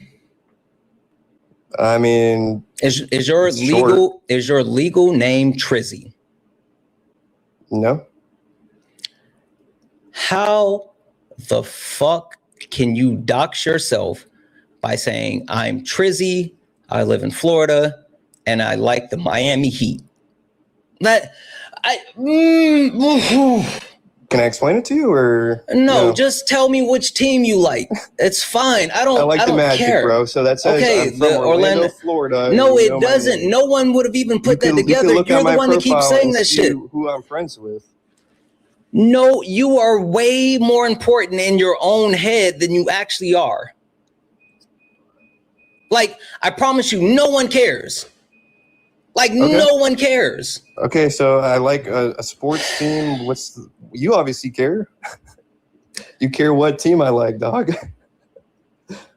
W's in the chat for J-Hop. J-Hop sent a $5 donation. Said, say dog one more time. He fucking did it, J-Hop. Dog. He's gonna mute you, donut. W's in the chat for Menders for the $1 donation, saying W Twitch chat for the great teamwork and shutting up the troll. He's too scared to debate you, Santana. LOL. W's in the chat for the Twitch. I'm sorry, for the Twitch chat. I didn't know we had some trolls over on Twitch. Okay. All right. W's in the chat. Again, if anyone else likes to support the live, you can do so. Cash App, PayPal, Venmo, pay links and link tree in the bio. Santana speaks for you. Santana speaks for you is the best way to support the live. If you're over on YouTube, you can send a super chat and I will read that out. Trizzy, I need you to come back in here. Okay, perfect. I need you to hear me. The reason why I wanted to know your favorite team is not because I care. I genuinely don't. I'm trying to build a connection that you would understand. And that's the reason why I said, no, I don't care at all. I'm trying to build a connection that you would understand. That's why I wanted to know what's your favorite team. So you do care? Sure, I do care. Give me 1 second. I do care. Give me 1 second. Thank you. Yep, 1 second. No worries. You know what I care about, Trizzy? I care about... you have 5 topics on the screen. No, that was a rhetorical question. And I don't need a rhetorical answer. So what I care about is integrity. I care about being genuine. I care about functionality and productivity, right?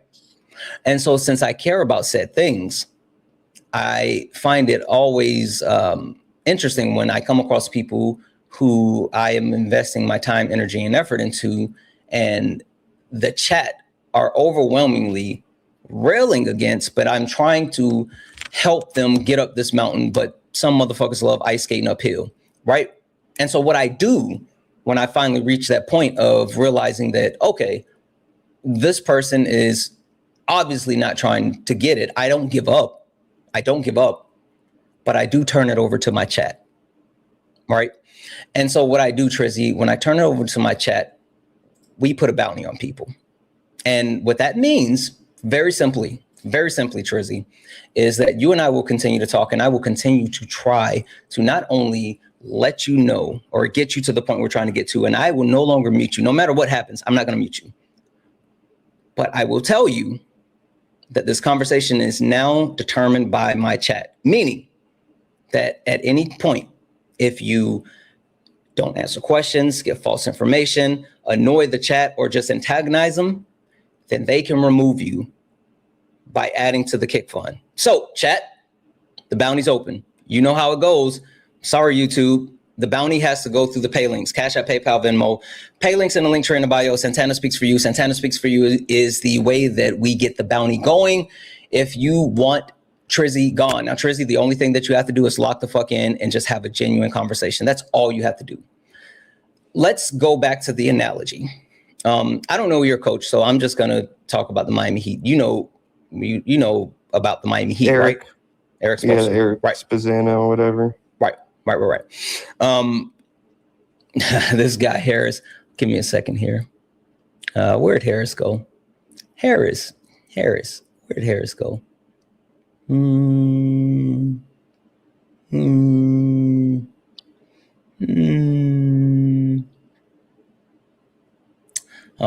I missed him. He was crying somewhere.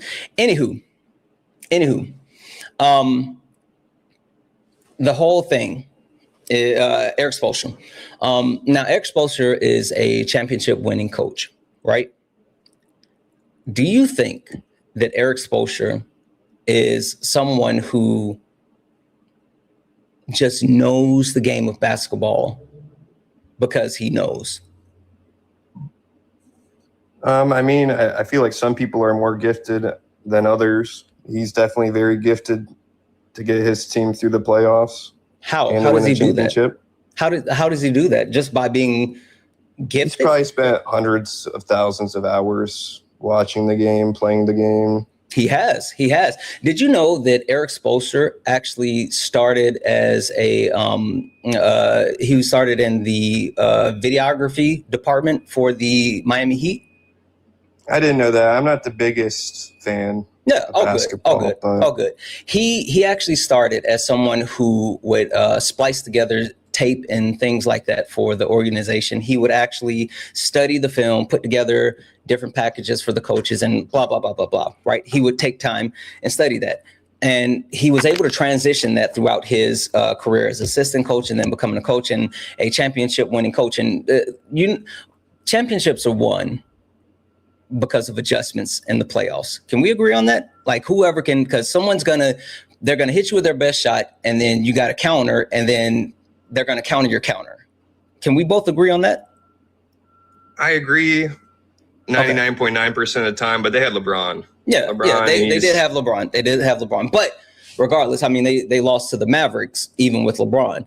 But the point that I'm making is, in order to be able to get through the tough times, the situations, the things that are important, it takes the process of studying, right? It takes the process of educating yourself. It takes the process of preparation. And so the point that I'm making, Trizzy, the reason why I brought all of this up is, while you say that you are engaging with your friends and family on these conversations and these points, if you are not properly educating yourself prior to the conversation, then you do not have the ability to not only not lay out the facts, but to convince the people of the things that need to be done. So if you don't know the things, then the conversations that you have lacks actual substance. That's the point. I agree. I mean, there's millions of topics that people, they bounce towards, and having all that information always on the top of your dome isn't always the easiest. I mean, I do agree with that, though.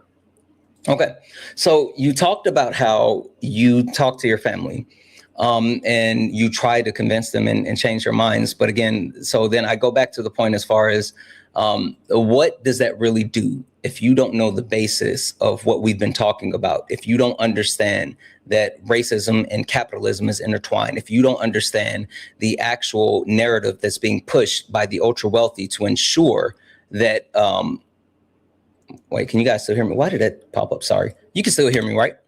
Yeah. Okay, sorry. I just say my counterpoint is, I mean, you got to break through their brains as well and their indoctrination and their. But how do you do that if you haven't prepared yourself? Say that again. Sorry. How do you actually do that if you haven't properly prepared yourself? How do you combat? Because let's be honest, people who, let's say, believe in good. Okay, perfect. Thank you. People who believe in the things that are being perpetuated by, let's say, the Republican Party, Donald Trump, they believe the things that they believe about Donald Trump because they, one, are uninformed, and two, they just believe that because of their feelings. And the only way that you can properly combat feelings is not with feelings, but with factual information. And so if you don't 100%. have factual information, then how do you plan on breaking through? Well, I would say I do have factual information and I do come to topics educated, but I mean, you also have, when you have conversations with these people, do you think you break through with all these Trump supporters? No, they still have some deep ingrained, you say racism. I definitely believe most of them are or could be racist. But I mean, you have to break through those barriers to get it through their head. Yeah, I mean, what I'm saying is I feel like I have a lot of productive conversations, but for me, it's not about having productive conversations with, i.e. Trump supporters because of Trump. While a lot of the conversations that I may have will end up revolving around Donald Trump, it's not about Donald Trump. And that's the bigger picture that I try to get people to and to understand, right? A lot of people like to point the finger and say, well, Donald Trump is the problem. And if we can get Donald Trump out of power and if we can get the Republicans out of power, then we fix the problem. But I push back on that vehemently. That's why I talk about the 250-year history of our country. And I talk about the fact no matter if you are a Republican or a Democrat, it doesn't matter. 250 years, 90% of our Congress has been white men, specifically, like white men. And no matter if you stand on the left or stand on the right, white men have been at the forefront of where we are today. And so when they talk about Donald Trump, I don't say that our country is this way because of Donald Trump. Donald Trump is this way because of our country. We have to address the bigger picture and not be hyper fixated on Donald Trump and the Republican Party. And that's where you have to educate yourself. If you can't have the conversation about the bigger picture, then you're missing substance. And if you lack substance, you can't affect change. I think my pushback on that is like, he is the tip of the iceberg. Everyone knows who he is and what he's doing. But I do agree that, 100% of our Congress people are funded by PACs. So they all have different monetary, contributions. So they vote a different way. They enact certain policies. I mean, is everyone funded by AIPAC? That was it. You want me to answer that, or what are we doing? Well, I'm just saying, like, yeah, I do agree that 90% of the people have been white. I voted against that. I'm voting locally in my state as well. Hey, Trizzy, what is race? Where you were born, like what skin color you have. What is intersectionality?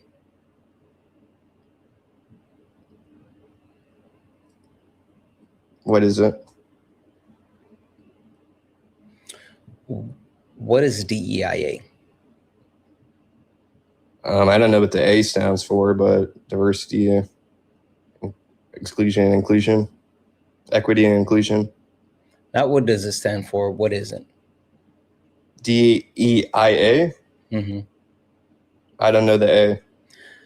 What's DEI? Diversity, equity, and inclusion.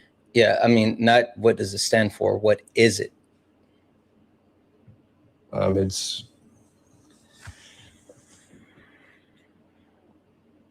basically, doesn't matter your background, and it matters what you know. Doesn't matter if you're white, black, Hispanic. Doesn't matter about how much money you have. It's just about merit-based. Can you do the job? Are you qualified for the job? Okay. Very close, actually, and I'll give you credit for that. Super close. And the A stands for accessibility. And yes, it is on the premise of removing biases that limit people from having access because they are not a part of a specific group. And that's where we start talking about intersectionality, right? Intersectionality is understanding not only the patriarchal system, but then how you are placed within that patriarchal system based off of the different intersects, i.e. we can talk about white men sitting at the top of the patriarchal system, but then even within that categorization of white men, there are lower tiers, i.e. if you are someone that's part of the queer community, then within that group, right, it's looked at as being lower, right? If you are someone with a disability, you're looked at as being lowered, right? But then you talk about outside of that group and how that actually conflates with like being a woman, being black, being a black woman, being a black trans woman, being a black trans woman with a disability, right? There's multitudes of levels and it differs depending on where you fall within intersectionality, and that places you within the patriarchal system. The point that I'm getting across is that if you don't understand the fundamental, the basics, the foundations, if you can't speak to, right, race, what it is, if you can't speak to intersectionality, the patriarchal system, if you can't speak to those things that actually guide everything in our society, then talking about the factors that occur within our society will do nothing, because you can change the players out. But if the system, if the board is still there, the game continues. Donald Trump is the car on the Monopoly board at the moment. And he may go bankrupt and you take him off the Monopoly board, but you still got the ship, you still got the dog, you still got the dinosaur, because the game is still there. So if you don't understand the game, no matter who you knock off the board, there'll always be someone else to replace him. That's why I kept talking about, you kept hyperfixating on Elon Musk. I mentioned all the other billionaires. You have to get substance and address the issue with substance before you can actually make any type of changes. I agree, and I'm not totally just painting it on Elon or Donald Trump. I know it is a whole system, like you said, created 250 years ago. I think my point was just like the system wasn't created 250 years ago. Well, I'm just saying, I meant like our the country. system. Yeah, it's been around forever. I agree. What's been around forever? Racism, capitalism. It has, to a certain extent. It's also okay to just say like you don't know things as well. Like, and I'm not even being like an asshole. And if I sound asshole-ish, like I'm sorry. You're good. But like, I think we have to normalize saying that we don't know things. We don't have to be experts on everything, and we don't always, and which I will give you credit. There's been multiple times you said you don't know, tell you, but like, you don't have to talk about the things that you don't necessarily know, but it starts with the educating yourself and ensuring that you're taking those steps. Now, Trizzy, I will say this. It seems like you started to come around, but the chat has spoken. So I'm going to show you a magic trick, but what I will say is I think you should continue to hang out. I'm going to even unmute you so you can, if you want to continue to chat in the comment section, you're fine. But you got some work to do, and I'm hoping that you hang out so we can work. Do you mind if I have one closing thought on that, or just bye? I would, but that would be disrespectful to the chat. W's in the chat for the chat. W's in the chat for the chat. That kick fund came in, and they got them up out of here. They got him up out of here. I will say this, Trizzy, if you're still listening, you got kicked today, but that doesn't mean you're kicked for tomorrow. And hopefully you stick around and like really start to progress and get to something better. Also, laughing at people slurring is just not funny. It's not funny. It's not funny. Like maybe just like not do that one. Like that would be a huge piece. Anyway, we're going to say thank yous in a moment, but just to verify, guys, only request up if you are a Trump supporter or disagree with anything on the background. We're only looking for some debates. Only request up if you are a Trump supporter or disagree with anything on the background. We're only looking for some debates. If you're friendly, tap the screen, share the live, send your daily heart me. It's only one coin. It will boost the live and push us out to the FYP. We have over on YouTube, we have, let's see, the name is Navy Vets. Navy Vets, are you a Trump supporter or disagree with something on the background? I do. I've disagreed with, well, let's just take one so we can focus. And I want it to be a decent conversation. I don't want to get all spurred out and all that kind of thing. Please don't say that. Please don't say that word. That's a ableist slur, referring to Asperger's. Okay, got it. Yeah. Now, the question that I need a direct answer to, though, is are you a Trump supporter or disagree with something on the background? I did vote for Trump 3 times. Okay. And so, well, I mean, there wasn't much of a choice. But I will say this. I did work in Washington. Okay, perfect. Just hold tight for just a moment. Just hold tight for a moment. Yeah. And just an FYI, like I will say, when you know better, you do better. We've clearly defined that what you said was ableist and a slur. You're saying you won't do it anymore. I know people in the chat are saying kick them. A lot of people didn't know that was a thing. Hey, stop. I'm talking to the chat at the moment. A lot of people didn't know that thing. I know that I actually just learned it recently. And so I'm willing to give a little bit of grace because that's something that people may not know of. Now, at this moment, we've clearly defined our boundaries. And if boundaries are broken again, then yes, we will absolutely kick them. But we will create those boundaries and make sure that it doesn't happen again. I'm going to say thank you to a couple of people, Navy Vet, and then we'll get into the conversation. Okay. Okay. All right. Perfect. One moment. Starting over on YouTube. W's in the chat for Brandon. Brandon sent a $5 YouTube super chat to say, God bless you, Santana. You're the GOAT, big bro. Santana don't play. I don't know about that one, but W's in the chat. Thank you so much for that. W's in the chat for Fashi. Hey, Fashi, who sent a $5 super chat to say, good morning, Mr. Santana. Hope you're doing well. I am, and I hope you're doing good too, friend.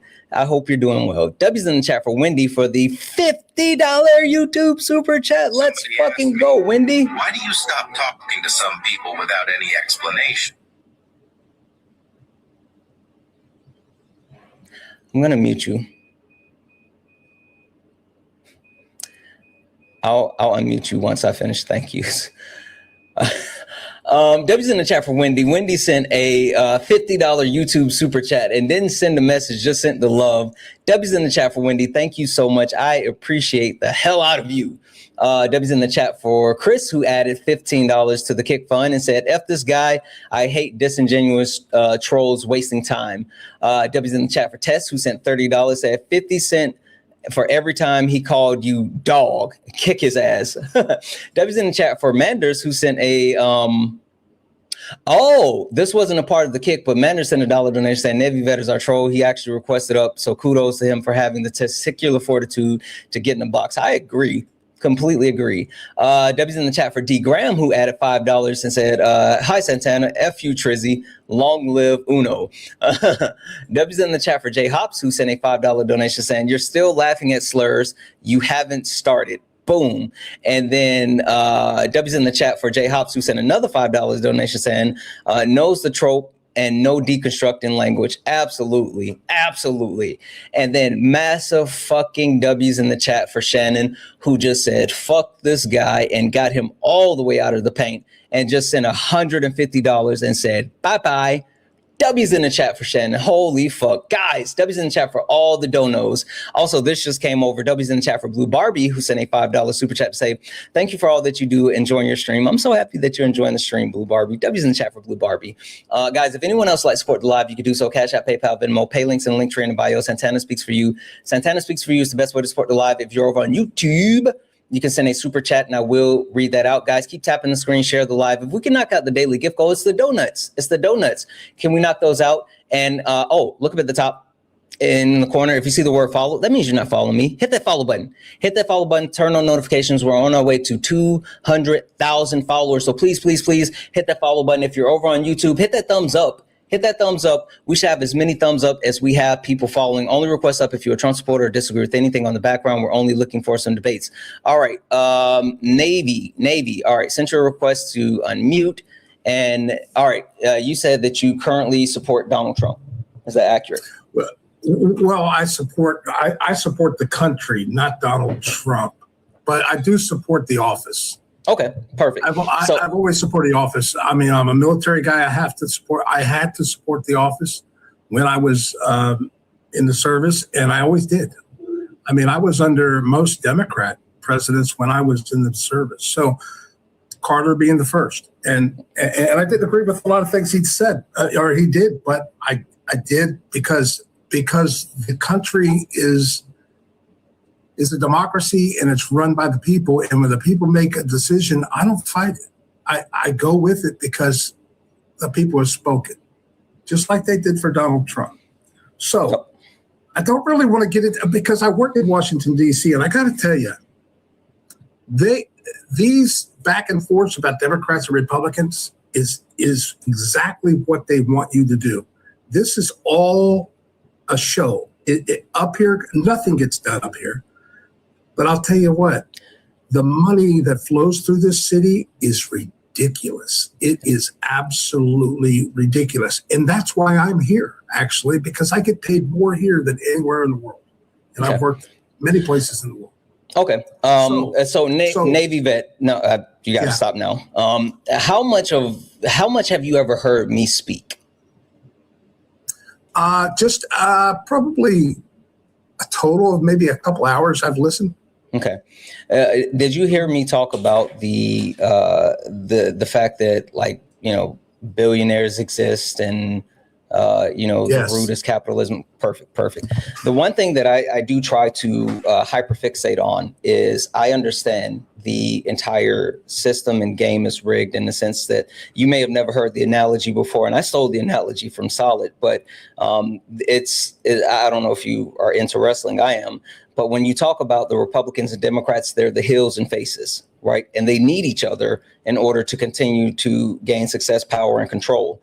And so, yes, it is a choreographed dance back and forth between the two, where the Republicans come in and do all the shit they want to do, and then the Democrats and say, hey, if you donate enough money to me, you can put me in power and I'll stop them from doing the bad shit. And then they get in power and they don't actually do anything. And then the Republicans take power back, and it's a whole thing.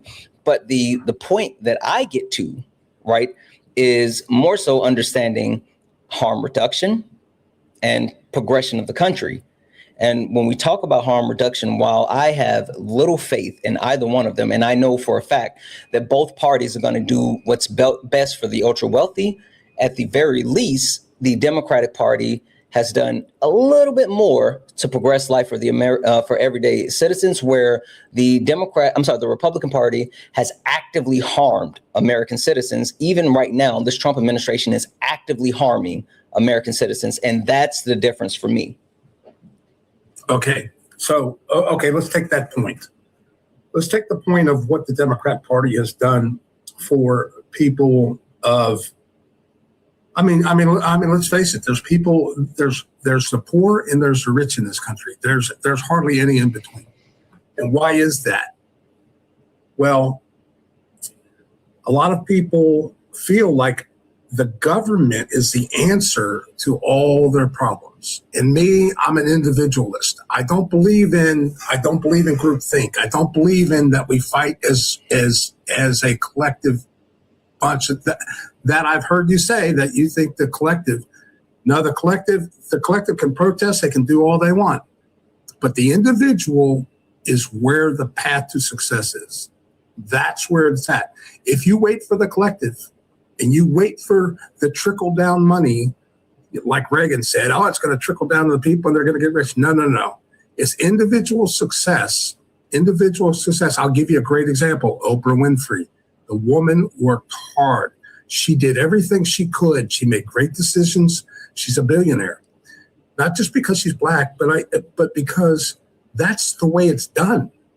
The way it's done is not to fight for the whole collective. You'll never get there because the collective is still voting for the politicians based on the government. We're going to give you this. We're going to give you that. They give you a pittance amount of money for your vote. That vote is so much more than, say, a tax break or whatever. But I have to tell you, this thing about billionaires. All right, well, I don't want you to go too far because you're starting a monologue. Okay. And I want to be able to respond to what you're saying. Okay, go ahead. Your name is you chose the username Navy Vet. Navy Vet is right. That's what you said, right? Yes. Are you a Navy vet? Yes, I am. Yeah. How long did you serve? 11 and a half years. Thank you for your service. Thank you. Have you ever deployed? Yeah, I had 8 deployments. 8 deployments. Holy shit, that's a lot. Okay. This may be like a kind of a stupid question, but I have it anyway. What's your favorite place that you deployed to? Rio de Janeiro, Brazil. Brazil. Okay. What about the place that you're like, oh, this place fucking sucks? Naples, Italy. Italy. Really? Huh. Well, Naples, not the country, Naples. Naples. Oh, okay. And so you were on the ship. I'm assuming that you spent a lot of time on the ship. Is that an accurate statement? Yes, both civilian and active military. Okay. And then you had your battle buddies, right? And like the people that were in your troop, commanding officers, the people that you spent time with. I always say, it's funny, I tell people this all the time because I've spent a lot of time in corporate America, and I talk about how like we spend more time around people that we work with than we do with our own family. So I'm assuming you spend a lot of time with those people on the ship, right? So much time that I got a divorce. Okay. How successful were you as a troop when it was just one person pulling the load?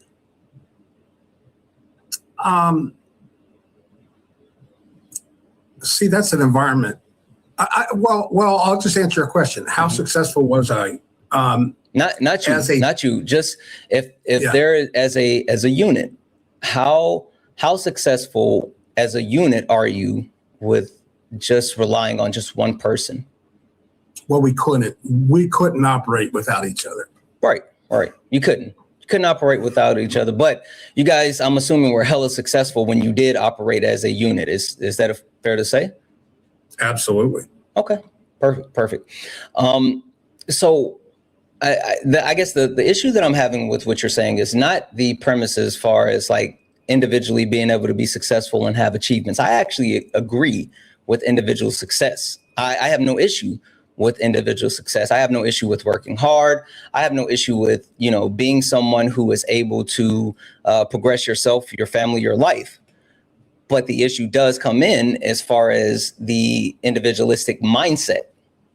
And the reason why I call that out is because the premise that, well, you can be an individual and you can grab those bootstraps and you can pull yourself out and you can like advance. Do we live in a society? We do. So let's say, Navy vet, you're happy, you're wealthy, you are doing well, right? You said you're in DC, you're making more money than you ever made before, and which kudos to you. But let's say that not necessarily your neighborhood, because you might live in a nice neighborhood, but let's say that people in neighborhoods around you, they get to the point where they can't eat, right? They can't eat. There's no power. They're not getting clean water. They don't have the ability to continue to like clothe themselves. And they make a decision that none of this is worth it, right? They hit the breaking point. They make the decision that this doesn't work. And at this point, they make the decision, I'm going to take what I need to live. Is it fair to assume that they're going to try to come and take what they need from you? Absolutely. Okay. So I understand that that's an extreme scenario, and I'm not advocating for, eating the rich.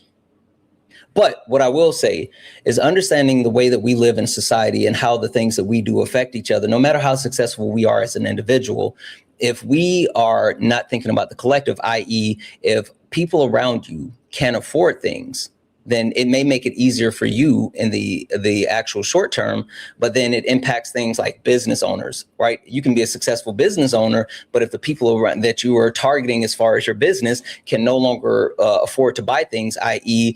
unemployment is up and CPI has increased and consumer confidence is down, then that negatively impacts you as a business owner, and it works together within society. So the point that I'm trying to drive home is, while I do understand and agree that individually we have to have responsibility and we have to actually individually drive ourselves towards success, having singularity success while completely abandoning the group will only lead to individual failure.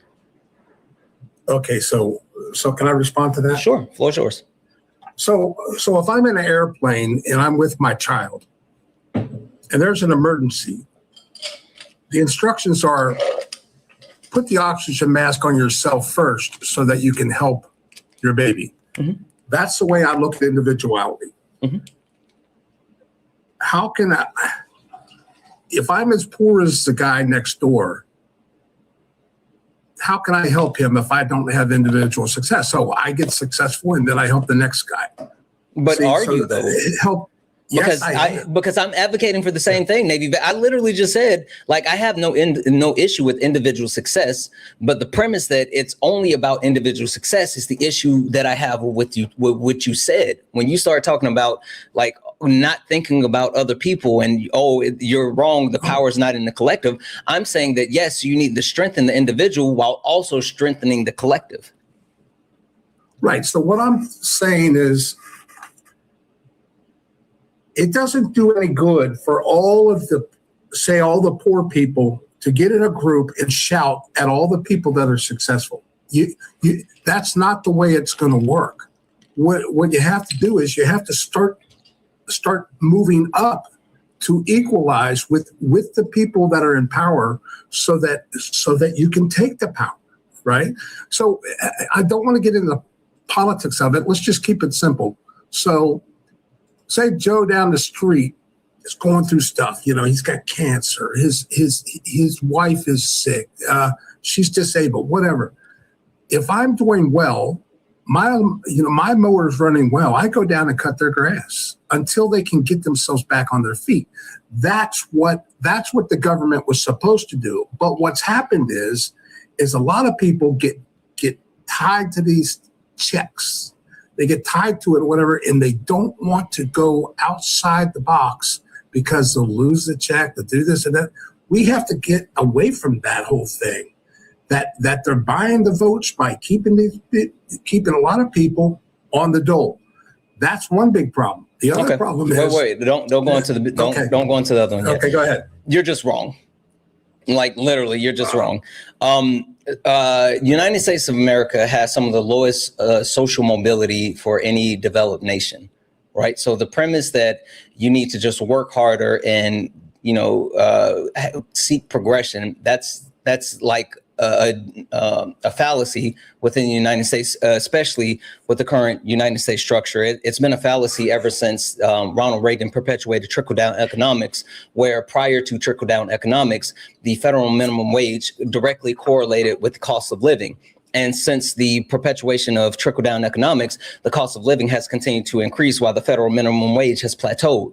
So the idea that you just need to work harder and you can get the American dream and you can do all these things, that's not true. It just doesn't work that way, especially when you talk about voting for Donald Trump and then putting him in power and then him passing the BBB, which was the largest transfer of wealth within the history of our country, which gave more money to the ultra wealthy and which shrunk the middle class and pushed more people into the lower class. All of these things have perpetuated the inability to actually grab those boots and tug on those straps, right? And so when you talk about, oh, you don't need a bunch of quote unquote poor people standing around yelling at rich people. No. That's not what's happening, right? Because if there was a bunch of poor people standing around yelling at rich people, then they would be eating the rich. Like that's the point that you're not understanding yet. You don't want to get to the point where the majority, which there are more middle and lower class than there are ultra wealthy, you don't want to get to the point where everybody is standing around and yelling at the rich, because when they stand around and yell at the rich, they will eat the rich. What you want is those people who are better off, who are successful, advocating for better standards of living for everyone else, increased social safety nets, more access to food, more access to education. Those things not only will better those people that need that access, but it will better your life, because you know what? The more educated people you have, the more people are able to feed themselves, the more that you can actually get out of them and pump into capitalism, right? It's not about people wanting to live off of checks and all this other like stuff. SNAP benefits has been one of the biggest drivers for removing people from below the poverty line. Having access to SNAP benefits is a direct beneficiary to removing people from below the poverty line. I am actually someone who was a recipient of SNAP benefits when I was younger, and being able to eat literally helped me gain and maintain an education. So your entire point that, oh, the poor people are just yelling at the rich people and they need to go cut each other grass. No, our government is supposed to do something for the people. I'm not saying the government is supposed to do everything, but the government is actively supposed to do things for the people because they're public servants that are put into place to serve the public. Okay, I get your points. That a lot of them are good points, and I do agree with SNAP. I do agree with welfare for people that really need it. I do agree with taking care of people and not letting them die or live in squalor. I don't believe in any of that. My point is politicians using these programs to secure their votes. And so that's been a problem ever since the vote was opened up to the whole, I don't want to get into that because that's a long conversation, but people open up to who? As far as the suffrage and all that kind of thing, and open up to who? About how the patriarchy open up the vote. Well, see, when the country first stood up, there was only so many people that could vote. Who were those people? Of those people were the richest people. No, were they just Actually, rich? They were the richest and the most educated. Were they just rich? Oh, you talk about because they're white? Were they just rich and white? Mostly, yeah. Nope. There was another parameter. What was that trifecta that you needed? Landowner. I include rich as far as owning land. What's that third you said they were white. You said they were rich or own land. What else? We were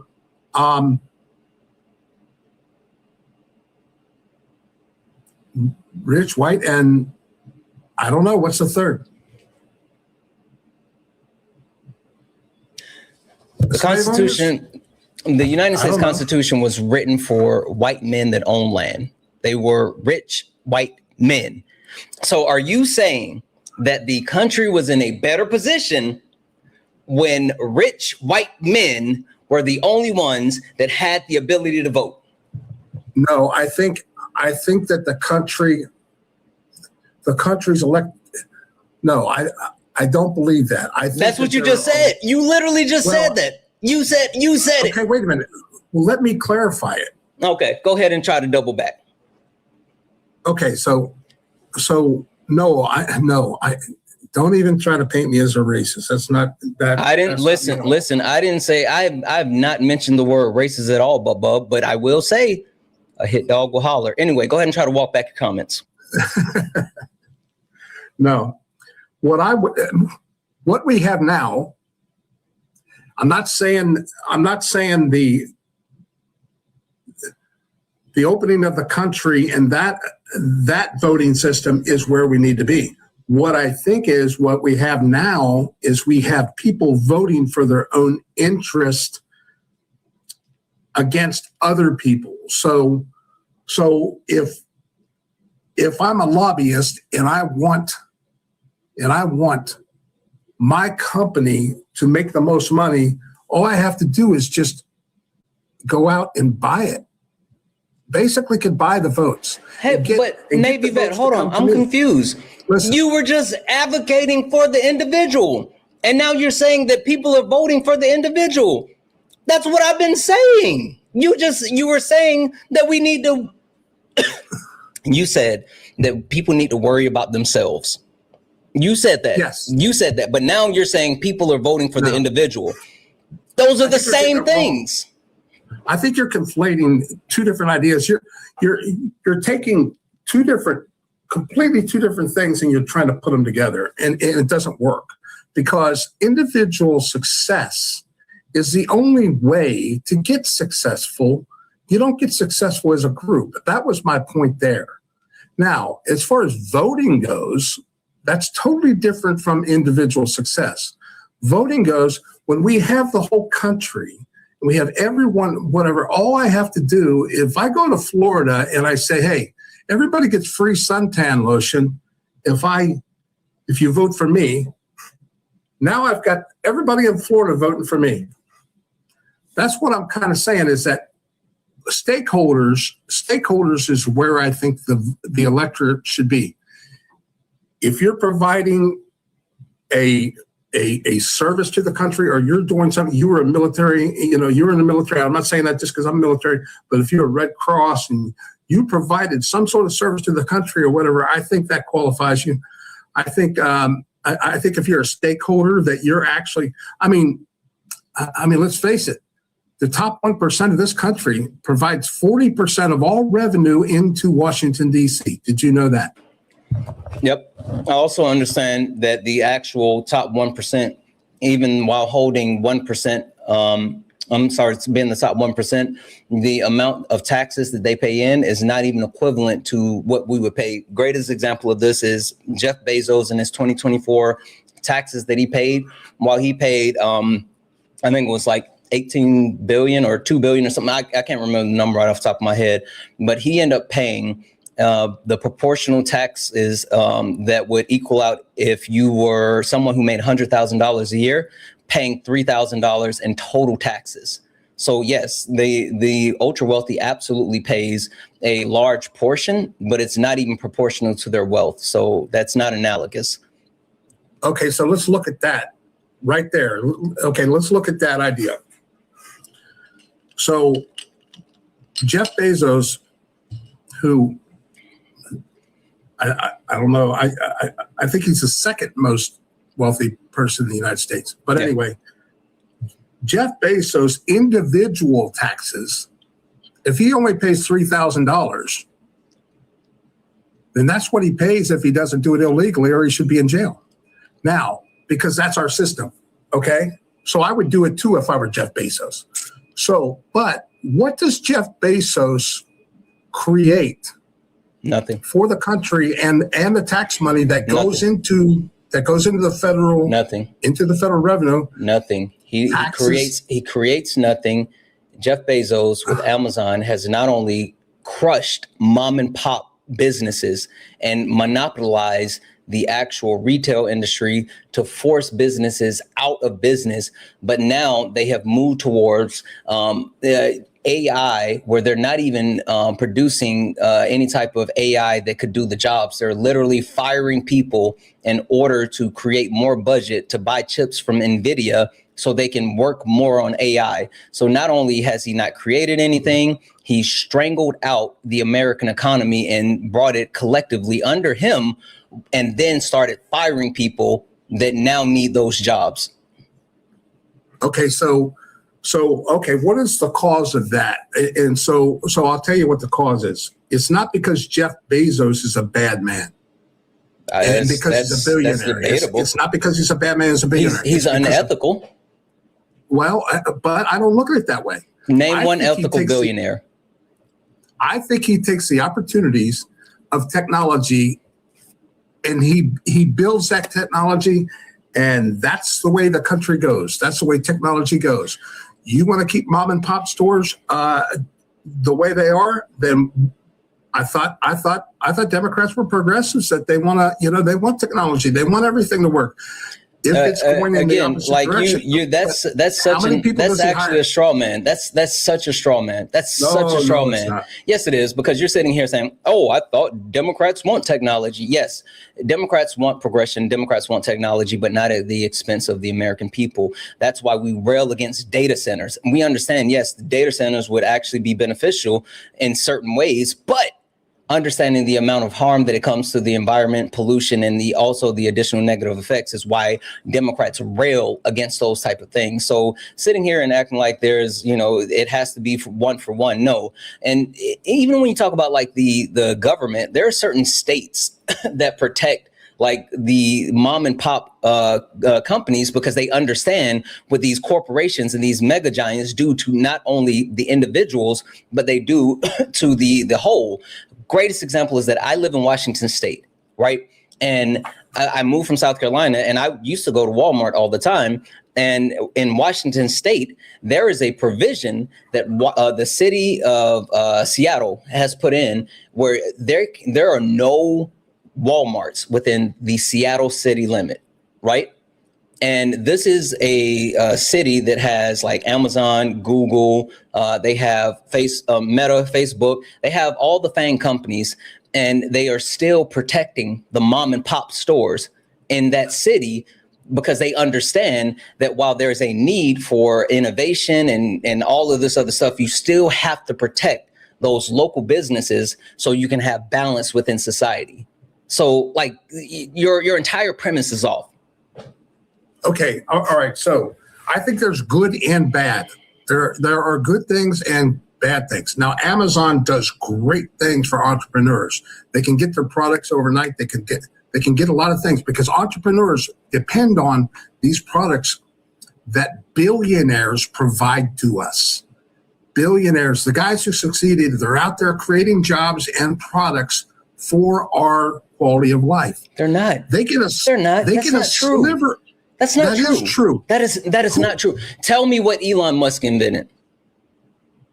What he invented? Yes. Well, he's the chief engineer of SpaceX to this day. Tell me what he invented. I worked in that realm. Tell me what he invented. What did he invent? Yes. I'm sure he's got a lot of patents. No, I'm sure tell me. I don't know. He didn't invent anything. Elon Musk is an amazing. Elon Musk may be the greatest businessman that our world has ever seen. I will not take that away from him. But Elon Musk is not a genius, and he is not an inventor. Elon Musk invented nothing. Elon Musk got his money from an inheritance of emerald mines. And when he got into the country, he used that money to invest in PayPal, joined the PayPal mafia, and then has spread his tentacles from that point with Tesla. And you can talk about SpaceX, Starlink, Neuralink. Those all have lived and thrived off government subsidies. And I'm not just talking about the United States government subsidies. Elon Musk with SpaceX and Tesla and Neuralink, they have government subsidies and contracts with the United States government, the Russian government, the Chinese government, the China government. Like the whole premise that Elon Musk is some type of inventor is not only true, it is vehemently not true.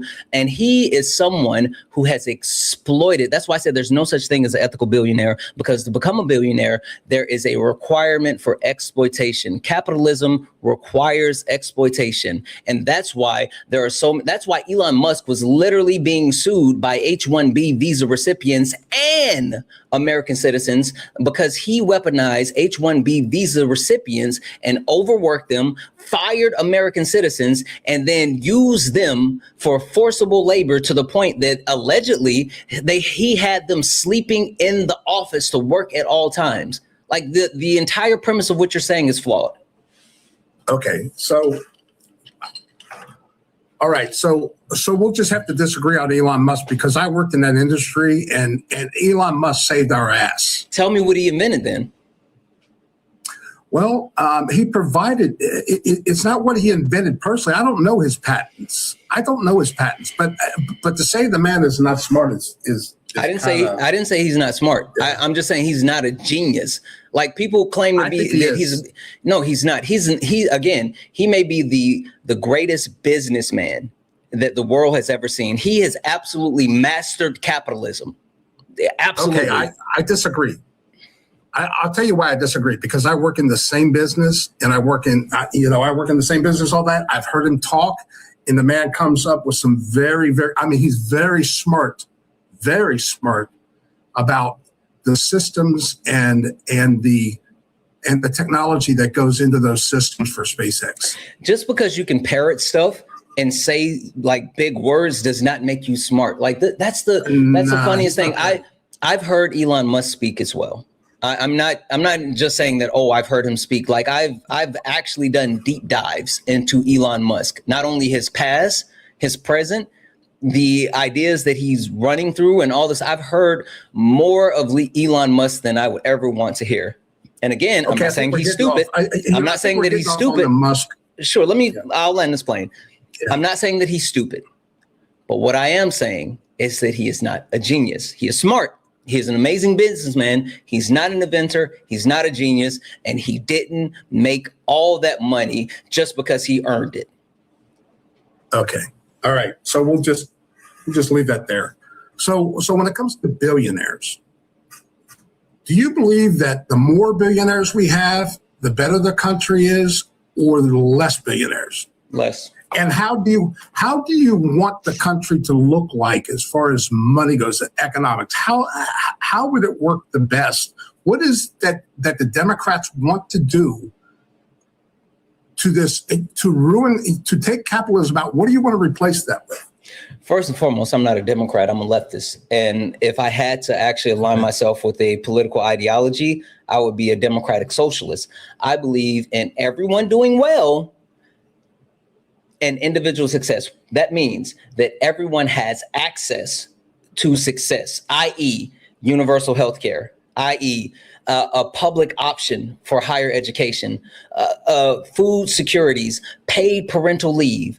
Like those are the types of things that I believe in, and I think we should have as a baseline for our country. And then if people level of success can propel after the minimum level of being able to provide is met, there should be no way. There's no way on fucking earth that we should have someone who's getting ready to be the first ever fucking trillionaire when there are your battle buddies, literal vets, walking around our country unhoused with no shoes. That should not be a thing. And that's my point. I'm not advocating for, completely destroy capitalism. Sure, whatever. The point that I advocate for, the sensible point that I advocate for, is a basic level of living that's guaranteed to every single American because we are the richest country on earth and we can guarantee that. Okay, so here's let's go back to Jamestown, the first colony, the very first colony. They tried that in Jamestown. They tried socialism in Jamestown. Now, here's what happened. They had community, they grew their food as a community. They didn't have individual gardens. They had one big garden. Did they have community gardens? Yes, they had a community garden. They had all this, right? But did they drink their water and say like kind things about each other? Anyway, go ahead. Sorry. Yeah, you're kind of getting off of my point. But anyway, no, it's a black thing. Don't worry about it. All right. Yeah. Anyway, I get it. And so we'll get to that. We'll get to that because I want to make a point about reparations later. But let me get to this point. The garden, what happened in Jamestown is they would try to maintain the garden or whatever. Well, of course, people are going to start to get resentful at each other because, look, I'm working harder and providing more than you are. Why should you eat the food that, whatever, because you're not doing shit. You're sitting over here or whatever, you're in the shade and you're not doing anything. Why should I allow you to eat the same amount that I eat? And so that's where socialism kind of divides people because it becomes the doers feeding the non-doers. And that's what it becomes. I mean, it becomes that because people are different. There's high achievers, there's low achievers. So should you not have the consequences for not working and just or say you're working, but you're just going through the motions? You know how it is when you work somewhere. Some people work hard, some people are just kind of just collecting a check. So how does socialism work in that aspect? You have to explain that to me, how it becomes fairer. Okay, I will. Let me say thank you to a couple of people, and then I'll answer your question directly. Okay. W's in the chat for Alana. Alana sent a $25 donation. W's in the chat. Lana from Twitch. Heads up, Navy vet told us in the chat that he doesn't think racism is real and it's just an excuse for failure. Color me surprised. I'm completely shocked. We're going to get to it. Apparently, that's what he just said. But, anyway, W's in chat. Thank you for the 25. W's in chat for Jolena, who sent a $5 donation saying, as a veteran, saying, I have to support the office is an excuse. The oath is to protect the Constitution and the American way of life. If you choose to kneel at the feet of a fascist, you never understood the assignment. I'm disgusted. W's in the chat for Jolena. W's in the chat for Manders for the $1 donation saying, the only thing Elon should ever be remembered for is stealing all of our social security numbers. Lock him up. W's in the chat for Manders. W's in the chat for the donos, guys. If anyone else likes to support the live, you can do so. Cash App, PayPal, Venmo. Pay links in the link tree in the bio. Santana Speaks for You. Santana Speaks for You is the best way to support the live. If you're over on YouTube, you can send a super chat and I will read that out. Guys, keep tapping the screen. Let's go ahead and get the likes up to 400,000 likes over on TikTok. If you're watching on YouTube, hit that thumbs up. And make sure that you follow, because a lot of people watch on YouTube, but they don't hit that subscribe button to follow. Make sure you hit that follow button. All right. So socialism. First and foremost, the idea that we have to go back to the first colony within our country is nonsensical. And I say nonsensical, what I really mean is stupid. The United States of America is, yes, 250 years old, but there are countries within our world that are way older than that. And they have perfected the different levels of socialism. So the idea that we need to create anything from scratch is absolutely false. Absolutely false. We have countries that have laid out the templates. And if we're America, if we're the best and the biggest and the brightest and all this other stuff, then we should be able to take the templates that have been laid out by these other countries who have tried and failed and now have different socialistic views and socialistic policies and social safety nets and things already in place. And we should not only be able to replicate those things, but we should be able to do it at a more proficient and effective level, like period, right? The idea that socialism is about someone being lazy and not working and all this other stuff like that, that's not true, right? Again, socialism is not about, just people having free shit. It's about workers owning the means of production, right? And even more so, socialistic society, a democratic socialist, advocates for those social safety nets that provides a certain baseline level for everyone. And that means that people will have to actually do their fair share to ensure that people have what they need. The biggest point to all of this is Maslow's hierarchy states that people can't worry about anything beyond the first level of needs that are met. So if we have a society where people have their basic needs met, then we allow people to continue to scale up in that hierarchy, which creates more incentive for growth and social mobility. And the last thing that I want to say is that you think that, anyone is just like, oh, you got to take care of me and all this other, like, that's the silliest thing ever. I have no issues with my taxes going up if that means that everyone has access to healthcare. I'm more than happy to pay more taxes as long as everyone has access to healthcare. Because then when you do stuff like universal healthcare, the number one cause for people being unhoused is medical debt. If we have universal healthcare, then we actively fight against the number one driver that causes people to be unhoused. And being unhoused leads to poverty. Poverty leads to crime. Like, it's all interconnected. So I am more than happy to do all of this to create a better society while still working hard. Okay. Am I unmuted? Yeah. Yeah. Okay. All right. So because I muted myself and I didn't see you didn't mute yourself, but it's all good. You're good. Oh, I didn't. Okay. Cool. All right. So I want to go back to one of your chats said that I don't believe in racism. Oh, do you want to address what I said before you go there? Okay. All right. So I do believe in taking care of the people as far as healthcare goes. I do believe in that. I do believe that healthcare is, I don't want to say it's a right. I do want to say it's the right thing to do. I don't want to say it's a right, because there's people that abuse that right by, well, I'm a recovering alcoholic.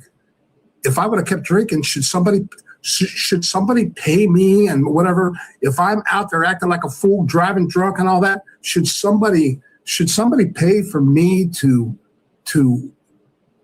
get a liver transplant? I don't think so. You do know alcohol addiction is literally a disease, right? Like you understand that there's actual traits in people's genetic code that makes them prone to alcoholism. Okay, so like you're literally sitting here saying that people should have a lack of access to healthcare due to genetics.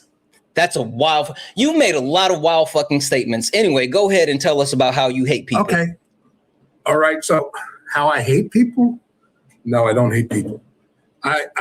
So you said something that I disagree with. You said, well, that just doesn't happen. Laziness, this person over here is not going to want to work the way I do or whatever. I see it all the time. I see it in my office all the time. There's a guy that works harder than somebody else and provides more for the company than somebody else. That happens everywhere. It happens everywhere. I'm not saying that people are just going to want to sit on their ass and just collect a check and do nothing. I think that does happen in some cases now because the government is doing that, and I think that has to be fixed. But that's our system. That's not against any particular people. Okay, let's talk about that really quick. Hold on, before you move on to the second level, because I can see that level coming. Question: how old are you? 64. 64. Would you be considered a boomer? I am. Okay, perfect. Your generation fucked everything up. Thank you. Yeah, you're welcome. Like, and I'm not even being hyperbolic when I say this, and I'm not even being condescending when I'm saying this. I'm literally saying that the boomers fucked everything up. And when I say the boomers fucked everything up, it's in the vein of understanding that, like, boomers told people that they should work hard, same shit that you're saying. They should go to school. They should, grab those bootstraps and tug. And when you do so, that you'll be able to actually succeed in life, right? The boomers talked about how like life, this is how I made it in life. And I had a job and I used my job. I worked in my job and I used my job and we bought a house and we bought a 2-level house. And, you know, I supported my wife and my kids off of my job with our 2-level house. And I bought a car all the time being a fucking milkman, like literally delivering fucking milk. And having a 2-story house with a car and your wife is at home and you bring in the money off of fucking milkman pay, right? The biggest issue that we've seen is the fact that the boomer generation has coalesced all of the wealth. What do I mean by that? 78% of all United States wealth is held by people that are 55 years of age or older. That means that the amount of money in our country is overwhelmingly coalesced with the older generation. And actually, I'm sorry, I said it's 73.7%, 73.7%. And that's up. The high in 2000, it used to be 56.2%, but now it's up to 73.7%. Why does that surprise you? Oh, it doesn't. I'm gonna finish cooking. Okay.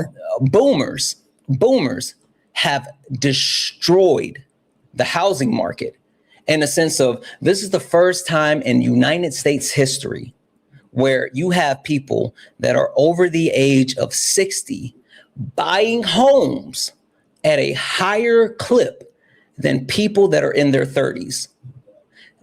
Then you have those boomers who told people, get that job, work hard, get a promotion, and one day you'll have my job.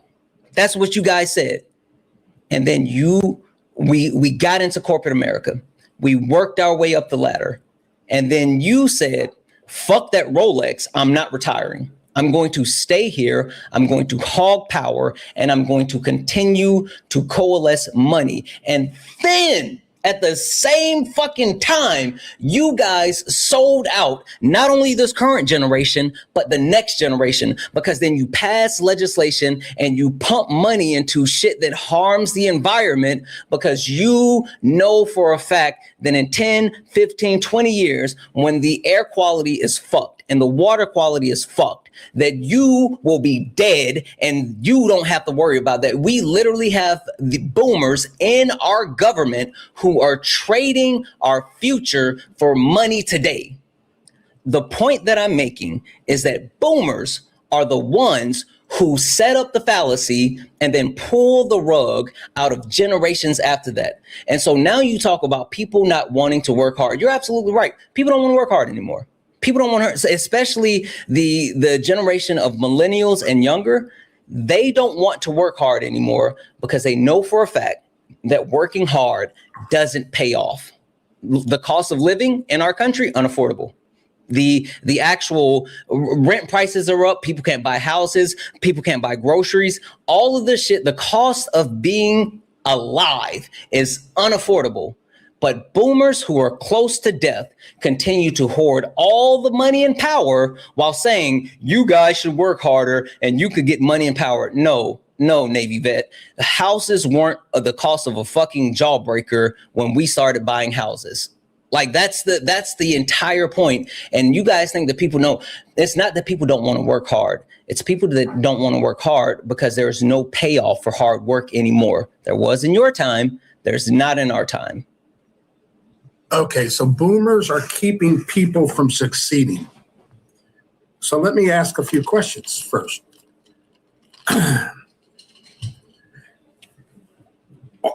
Are we sitting on jobs that are being taken up that people can't get? Is that what you're saying, that the jobs are not there?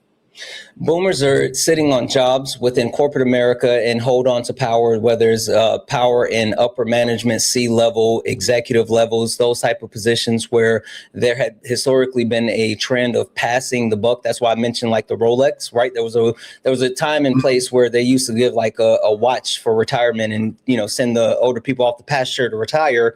But now the older people are holding on to power and retiring later, i.e. so many people are now just dying instead of retiring. retiring. Like literally you have executives and members of Congress who are ultra wealthy, who have had power, and instead of retiring, they just die. Can I tell you why that trend is? Because you guys are fucking selfish. But go ahead, tell me. No. It's because of the system. What system? The system that was created by Washington, D.C. What system? All right. The Social Security system. Now, hear me out. Because hold on. Before you talk about that, I'm not talking about the Social Security system in the sense of like everyday Americans. I'll give you that. I already know what the deal is with the Social Security system with everyday Americans. I'm talking about. Wait, do you think that 73.7% of 55 years or older who has all the wealth gives a fuck about Social Security? I'm going to tell you why, if you let me. All right. Did you know that if you retire at 65, you only get a percentage of the Social Security that you can get at 67, right? So a lot of people are hanging out till 67, but here's the kick. Social Security says that if you're collecting Social Security before 67, which is about $5,000 a month, that's a lot of damn money for a retiree, right? It's about $5,000 a month at 67. Now, if you've put into it maximum, so a lot of these people have had to go through things or whatever, and they may not have the 401k, so they wait till that 67. But what the Social Security says is you'll be penalized from your Social Security check if you work, if you collect it at 62 or 65, whatever.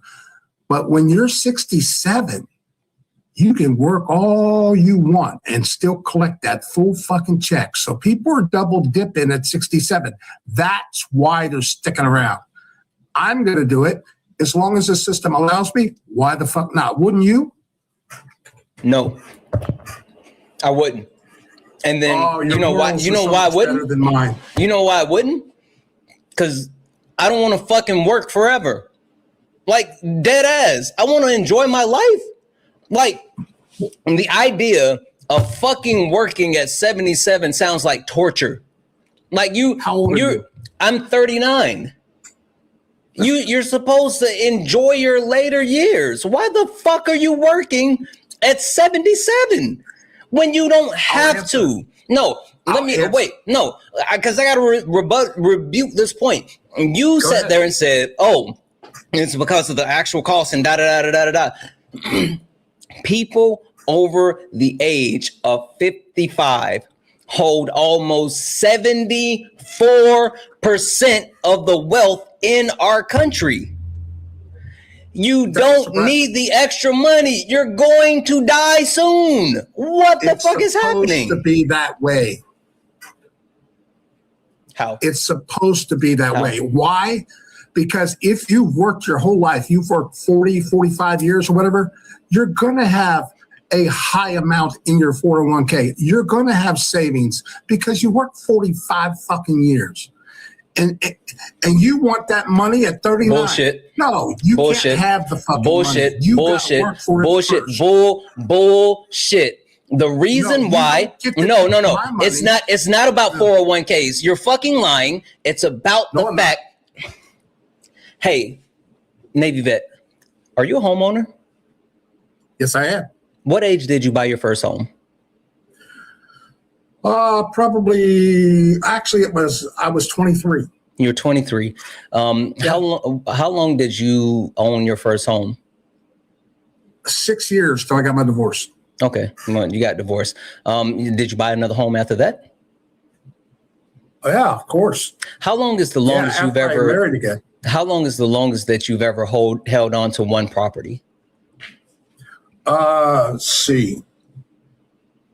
For me, because of my job and all that, I travel, I move around a lot. I go for the bigger money in different cities. Mm-hmm. Probably the longest is the one I'm in now. Probably 8 years. Okay. prior to that, I guess the longest one, 6 years. How much did you make off of the selling of your property? Approximately. My house in Texas, I lost $16,000. How? My house in Georgia, wait. How? No. Tell me how you lost money in your house in Texas. Because I transferred. I quit a job in Texas. I did not want to work at in the space program anymore because I didn't like the culture, and I moved to Detroit. And I moved to Cincinnati. That's not telling me how you lost. No. Telling me about you moving doesn't tell me how you lost $16,000 in a home in property. Because the bottom dropped out of the market. When did you sell the home? 2010. Oh, okay. So you bought, you tried to sell a home during the Great Recession. Yes. Okay. Yeah. What about after the Great Recession? After people started buying homes, after the Democrats passed legislation to bail out the housing industry, the banking industry, the airline industry, all of these shits that should have just fucking collapsed. After they bailed out all of those and you bought a home, what about the next time you sold a home and we weren't in the Great Recession? Okay, this conversation is going to get very deep, and I'm going to tell you why. I just want to know how much you made off the home. Barney Franks and them fucked it up. They fucked it up. Okay. I just want to know how much you made after selling one of your homes while not being in a recession. Okay, so my house right now, I haven't sold a home. I sold a home and cut even because I did it for a friend. The house that I own now, I have $100,000 in equity. The point that I'm drilling home is that a shit ton of boomers, you tried to say, oh, we put into our 401k. That's bullshit. It's not about being in the market and holding on to 401ks. It's literally about the investments that have been made, i.e. buying houses during the economic crash or prior to that, and holding on to said property and flipping them for a fucking mint, because Donald Trump deregulated Dodd-Frank's, which then allowed corporations to come in and buy up homes, and people were able to sell homes that were valued at $100,000 for $200,000, and it continued to drive those prices up. You're sitting here, yes, you guys, yes. And then you guys were also like the generation that got fucking pensions. Pensions aren't even really a thing anymore, except in certain areas. So you can talk about a 401k, but the boomer generation lived off pensions, which were more beneficial than 401ks. You sitting here saying, oh, you haven't put in the time and you haven't worked. That's a fucking lie. It's not about putting in the time. I do understand that logic, but what you're pretending as if you just put in enough time, then you'll be able to succeed. It's not about that. When the people who have already succeed continue to work because they want to fucking double dip. Hey, question for you, Navy vet. Question for you. Yeah, let me. Question for you. Wait, because this ties together. This ties together. Question for you. All right. You've worked hard all your life. You've been successful. You've made a lot of money. 12. Right. Since 12. Yep. Since 12. Cool. Hey, how much of that money are you taking with you when you die? Not a dime.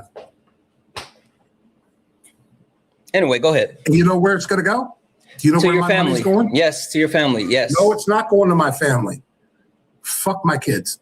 Let them make their own. My kids have not deserved the money that I made because they are disrespectful. Why you always lying? Oh my God. Stop. You don't know my family. Anyway, go ahead. No, my kids. I don't want to get into it personally, but no, my money is not going to my family. It's going to my wife. And my wife is not to give it to my two children. They're not. I think that's rare. You think your wife don't give a fuck when you dead? Well, if she does give it to him, then she does. But that's not my wishes. It doesn't matter. You're dead. I don't give a fuck. I'm dead. Should we order? Should we honor our treaty, King George? Do whatever you want. I'm super dead. I don't want to get into my personal thing, but if I had my choice, my kids would not get the money. Fuck them. All right. So here's the thing. because my kids suck. All right, so here's the thing. When it comes to this, when it comes to this money, I don't have a pension. You know who's got the best pension in the world? You know who's got the best pension as a majority in the United States? Who? Congress. Congress and every fucking agency, every government worker, they still get a pension. Why? Why when I have to throw into I'm putting 32% of my salary into my 401k to catch up because I was a fucking alcoholic. I was draining that fucker over the years, making stupid decisions and all that. So should somebody else pay for that? No. I have to pay for that when I retire. So what am I going to do? I'm going to work longer. And you know why people are working longer? A lot of them have to catch up. A lot of them have to catch up because we went through some shit. You keep saying that, but that's not true. The baby boomers Navy vet. Nobody's keeping you down. Navy vet. You keep saying that, but that's not true. You can pontificate. Prove to me how I kept somebody from. I'm not talking about your last statement. I'm talking about you saying that, the reason why they're working longer is because they have to catch up. That's not fucking true. When 74% of all the country's wealth is held by people that are 55 years and older. So you can sit here and say that you have a personal experience. You can say this is what they're doing, but the numbers don't fucking lie. Also, did you say you put 32% in your 401k? Now I am. Oh, and how's your life right now? Are you living comfortably? No. How are you? Oh, so what are you doing? What are you doing? Are you going without? No, I'm just not. Do you have all your? Things. Do you have right? But do you have your needs met? Are you comfortable with your life? Yes. Okay. How much of a privilege is it to be able to put 32% in your 401k while still being able to pay all of your bills, provide food, and live a comfortable life? Is that not? I created that. It's a fucking privilege.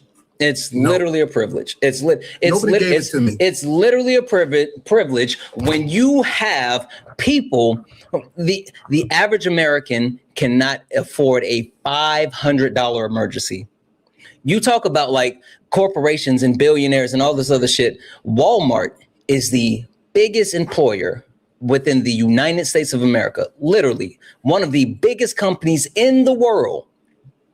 And a large majority of Walmart employees rely on SNAP benefits because Walmart doesn't pay a livable wage.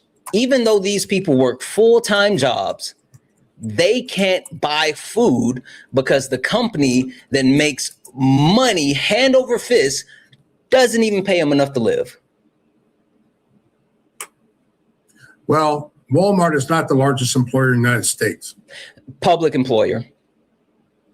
The government is the biggest employer in the United States. Public employer. I'm sorry. Yes, to be very specific, Walmart is the largest public employer. I'm not talking about the government.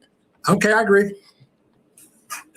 Because and FYI, the reason why I said that is because I'm talking about like capitalism, and technically the government is not supposed to make money, even though it does. But the point being is that you sitting here pretending as if the older people just work so fucking hard and everybody else needs to work fucking hard. Why would anybody want to work fucking hard when there's no payoff, when there's no actual progress, and when you guys are selling our future because you will not be alive when shit hits the fan? So do you want the government to put a gun to these people's heads who have all the wealth and say, give it back? Is that what you want? No, I don't give a fuck about that. What I do care about is that our government, instead of increasing our military budget to $1.5 trillion and then spending more unnecessary money, actually provide social safety nets that actually help everyday Americans and that would create more social mobility. Again, I've been advocating this entire time, not to stop anyone from succeeding, but giving everyone the tools to be able to succeed. That's what I've been advocating for. I think the government environment precludes us from being able to do that. I think that it's so corrupt and so slimy that we can't make that work. Why? Mm-hmm. Oh my God! Just look at Minnesota. Look at DC. No. Be specific. Be specific. Why? Be specific. Why is it that the government as a whole cares more about anything else than their people? All they care about is re-election. They don't give a fuck about you. And why? Why? Because they are greedy. Why?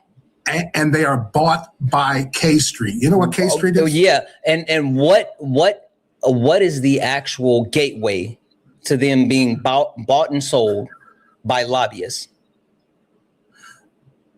What is the gateway? I would say, because it wasn't always, to be specific, it wasn't always like that. There was a point in time where going into politics was not going to make money. So what changed? Yes.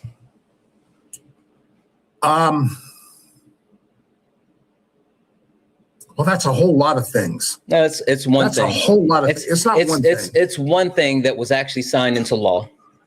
Okay, what was it? Citizens United. The big beautiful bill. Citizens United. Citizens United. Once Citizens United was actually signed into law, it allowed corporations, lobbyists, and people with super PAC money to actually buy and sell politicians. And now that you can buy and sell politicians, you can buy a vote for like 10 grand, like literally 10 grand. And you're that's preaching to the choir. But you're see, preaching to the choir. The point that I'm getting to, though, like the part that you're missing is the fucking connection with capitalism. Like capitalism breeds a slimy electoral system. Yes, it does. Yes, it does. You're advocating for capitalism. What created the richest country in the world? Capitalism. Black people. Okay, you want to go down that road now? Tell me I'm wrong. Let's do that. Tell me I'm wrong. Well, I think there's a lot of truth to that. I think there was a lot of truth to that. I think Black people had a big part in the creation of this country and in the work they put in. I really do. And I'm talking about reparations. You mean the forced work they put in? Yeah, but did you also know that there were Black slave owners? Did you know that? Yes, I know. And why were there Black slave owners? Why do I have to point to that? Why were there Black slave owners? All that is a diversion. Okay. Why were there Black slave owners? I don't know. Oh, not you saying a thing and not actually looking into the thing that you're saying. Come on now. I haven't done the research on it. Then why would you parrot something that you actually don't know anything about?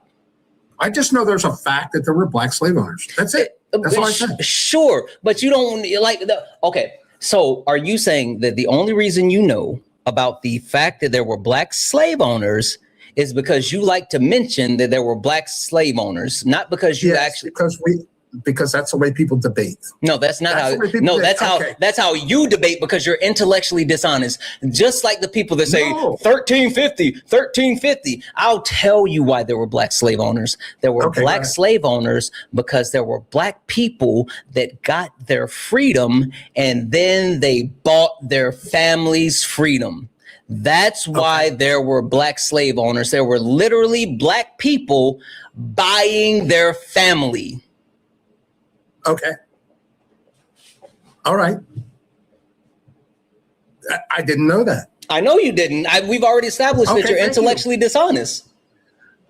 Well, how can I be dishonest if I don't know?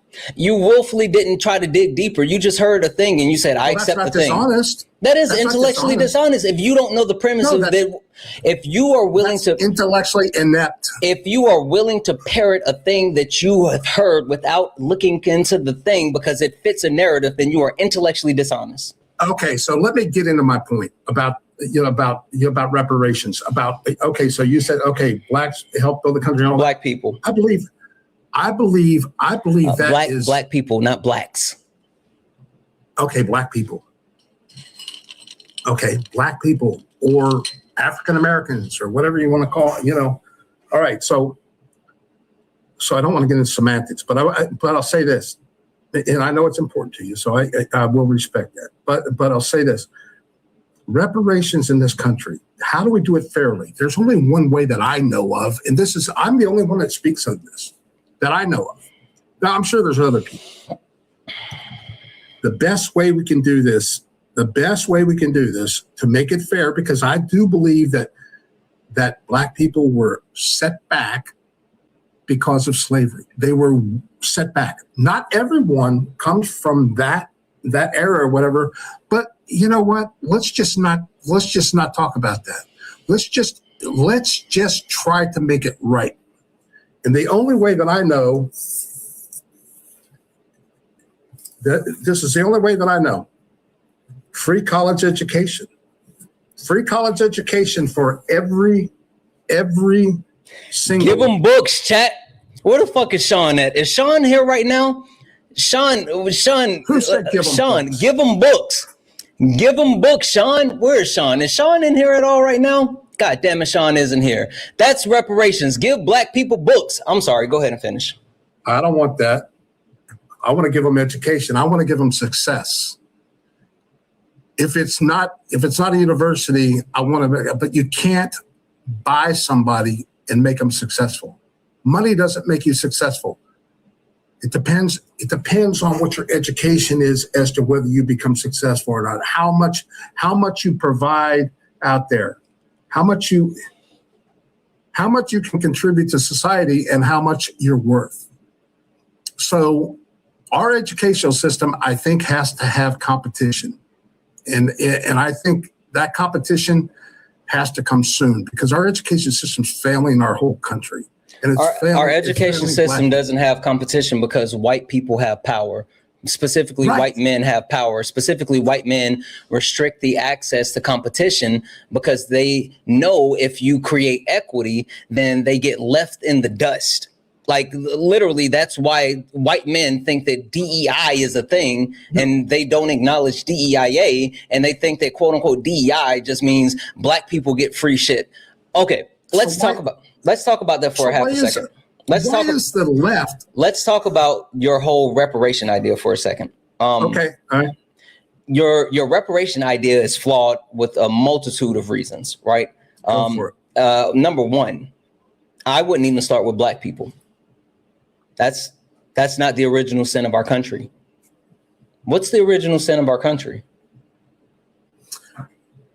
Well, if you're going to go back to Native Americans, then yeah, you can't walk away from that without saying, okay, well, how was their future stunted from the actions of our founders? I'm so happy that you proposed that question. I got you. Hey, did you know when the colonizers came to Turtle Island? You know what Turtle Island is? I don't know exactly where it is, no. Where are you at right now? Washington, D.C. Oh, so you're standing on Turtle Island. Turtle Island was all of the Americas, right? Did you know that when the colonizers came to Turtle Island, that they killed so many indigenous people that they cooled the temperature of the earth? Did you know that? No, yeah, not even. They killed so many indigenous people that they literally cooled the temperature of the earth. And when you talk about indigenous people and what they have gotten or have not gotten, hell, they get about $1,000 a month stipend, a little small piece of land that continues to shrink as far as a reservation, and a couple of shitty tax breaks for their ancestors literally being slaughtered by the millions, and then their land stolen. So that's the original sin of our country.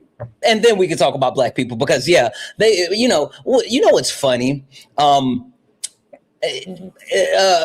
Those colonizers who killed the indigenous people, they went over and they started stealing black people from Africa, right? And they stole black people from Africa and then brought them here after killing all the indigenous people and then made them work in slavery for free, right? For free. And then made their kids work for free and their kids work for free. And then when they could no longer go and steal black people, they started breeding them. They literally started breeding black people because they could no longer go steal black people. And then the funny thing is, after black people got their freedom, black people freed black people. Black people freed the slaves. After black people got their freedom by taking their freedom, that's when, after working for 400 years for free, that's when they started saying black people are lazy. After black people work for free for 400 years, that's when they started saying black people are lazy. And that's been the entire trope, that black people are lazy after working and building this country for free for 400 years. But you know what's funny about the end of slavery, right? The end of slavery wasn't the end, because you had reclamation, you had segregation, you had Jim Crow, you had the pig laws, you had years and years and years after,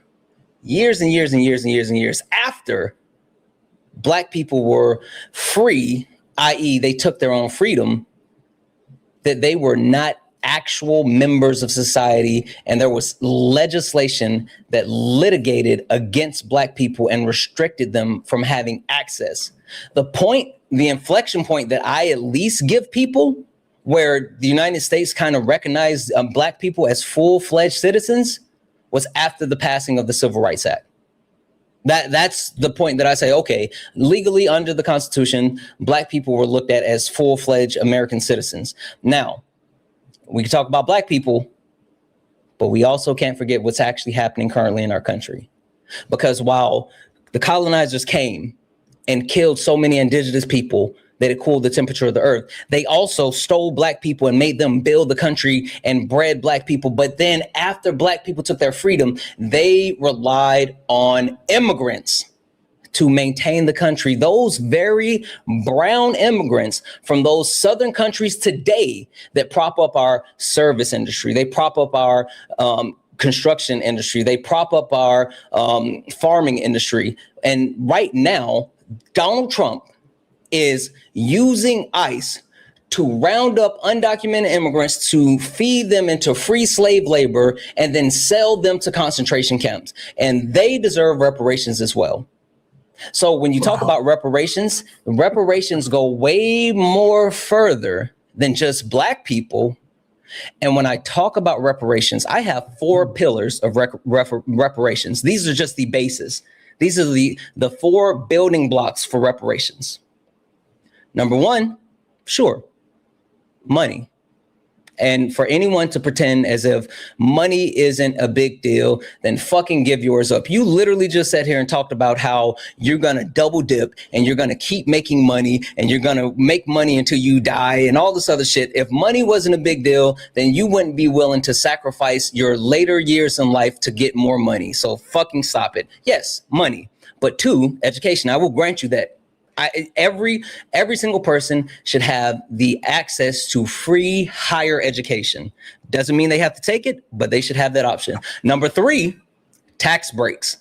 Fucking corporations get tax breaks. Why not people with reparation?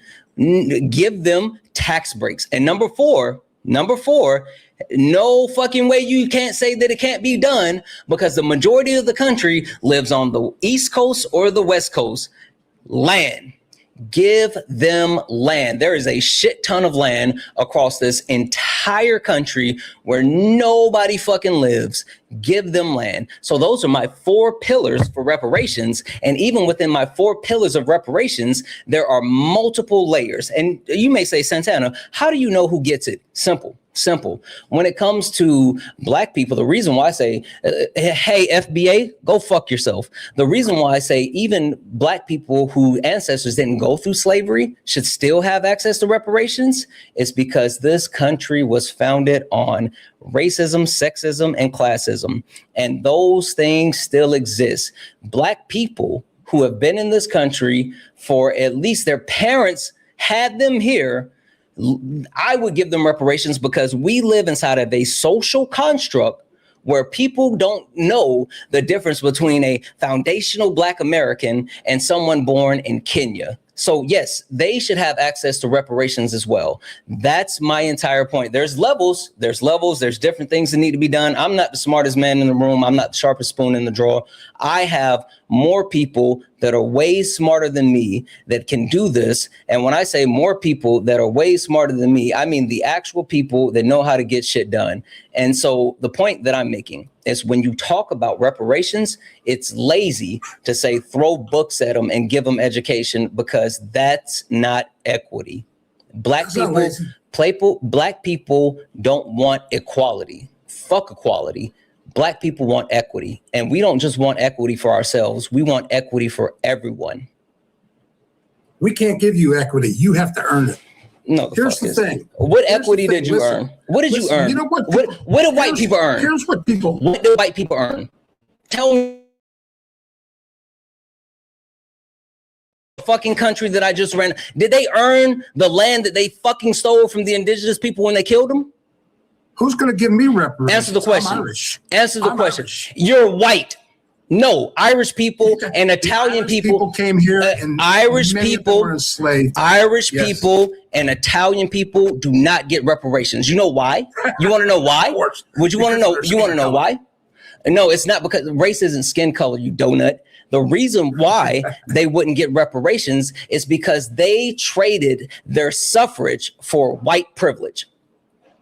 They are categorized as white. They weren't categorized as white because the idea of whiteness is a social construct, but now they are classified as white.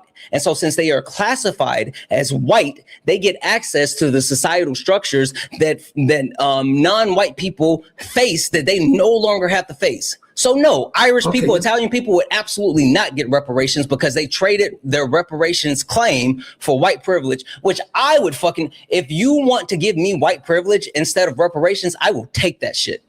So you're beating up a guy over racism, a guy who had nothing to do with slavery, and his ancestors had nothing to do with slavery. Actually, my ancestors came here and they worked their ass off for pittance, holding nothing, and they were treated like shit.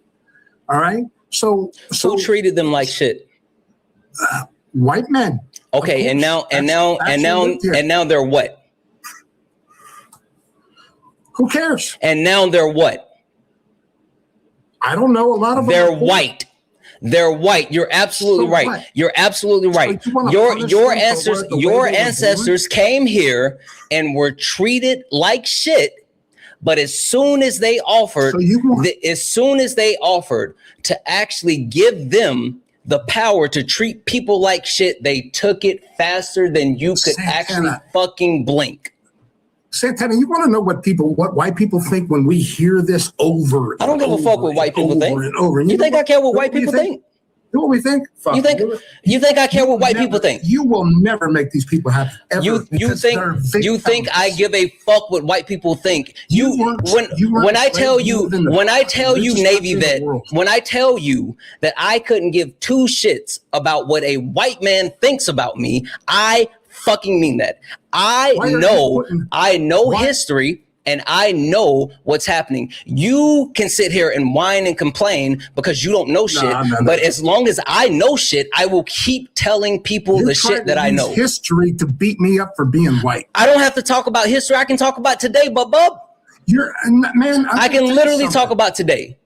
You have as much opportunity as I have. No, the fuck that I don't. 100%. No, the fuck that I don't. You have white privilege. All right, I'm done with it right there. Because if you believe okay, you don't have the sure. Hey, what is the veil of darkness study? I'm done. What is the veil of? Oh, not him fucking running. Oh, L's in the chat for the fucking coward that just bailed. L's in the chat for the fucking coward that just bailed.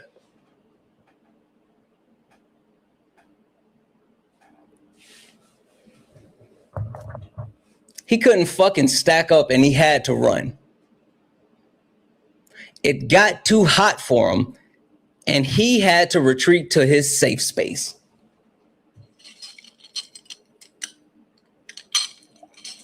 Mind you, I didn't bring up race. He did. He's the one that wanted to talk about race and racism. I didn't bring up reparations. He did. I didn't bring up any of the shit that he wanted to talk about. He did. I wanted to talk about how he still supports Donald Trump today. He wanted to talk about shit that he doesn't know about.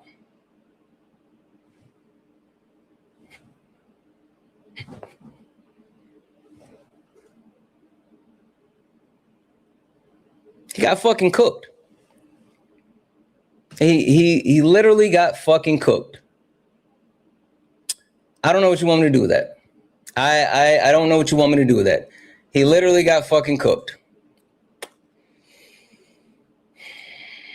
I got a bunch of thank yous that I got to catch up to. I got a fucking bunch of thank yous to catch up to. He got fucking cooked. Oh my God. It fucking blows my mind when people pretend as if like, oh, I just did all this shit and I just made a success out of myself, and everybody else that needs to do the shit and make a success out of themselves.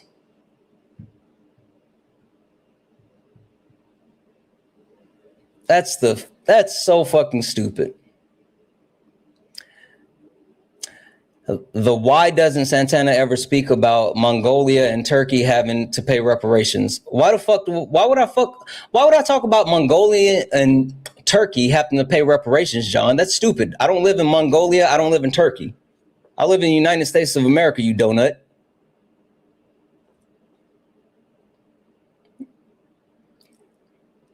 Trump supporters say the darndest things. Thank you for the confetti. You guys are not smart. Like, what are we doing? What are we doing? Mm-hmm.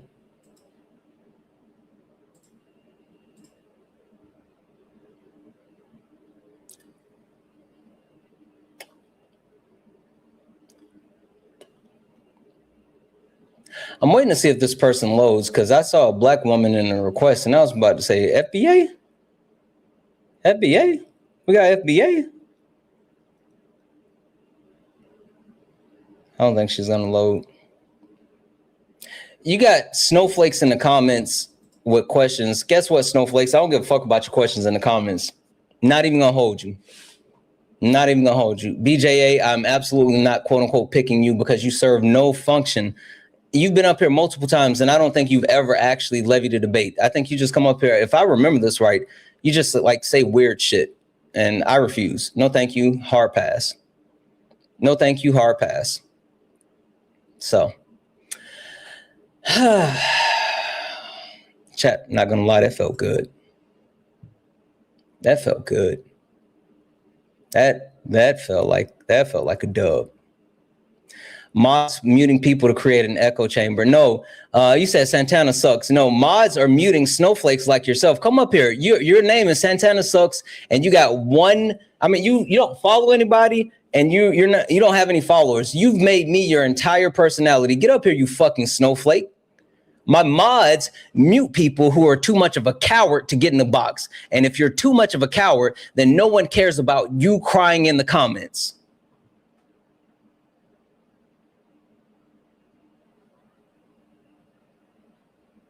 Yeah, I know you see that request to join sitting on your screen.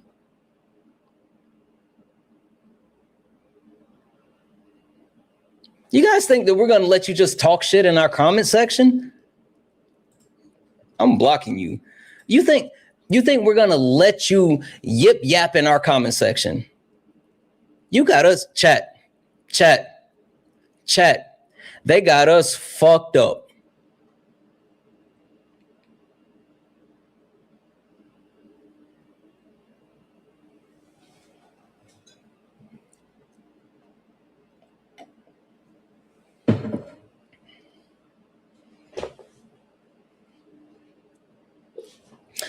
Anyway, I got a bunch of W's to get out. I got a bunch of thank yous to get out. You guys have been so fucking kind. And I'm sorry, I gotta catch up. Holy shit. Let's start over on YouTube. Full mental. Thank you so much for the $5 super chat to say, forget mansplaining. This caller is trying to white-splain Jamestown to you. He took that shit all the way back to Jamestown.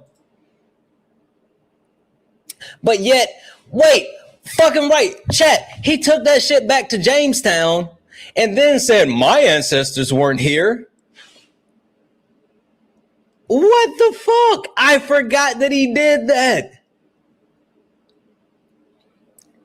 He fucking took it back to Jamestown and then said, my ancestors weren't here.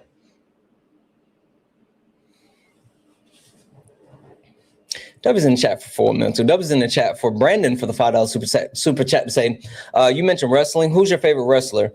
I like Ricky Saint. He actually inspires me to roll in wrestling school. He is fucking dope. You know, he's an amalgamation of, in my opinion, of like The Rock and Stone Cold. My favorite wrestler right now is Jade Cargill. Jade Cargill is a fucking monster, and I was so mad that they made her drop the strap to Rhea Ripley at Mania.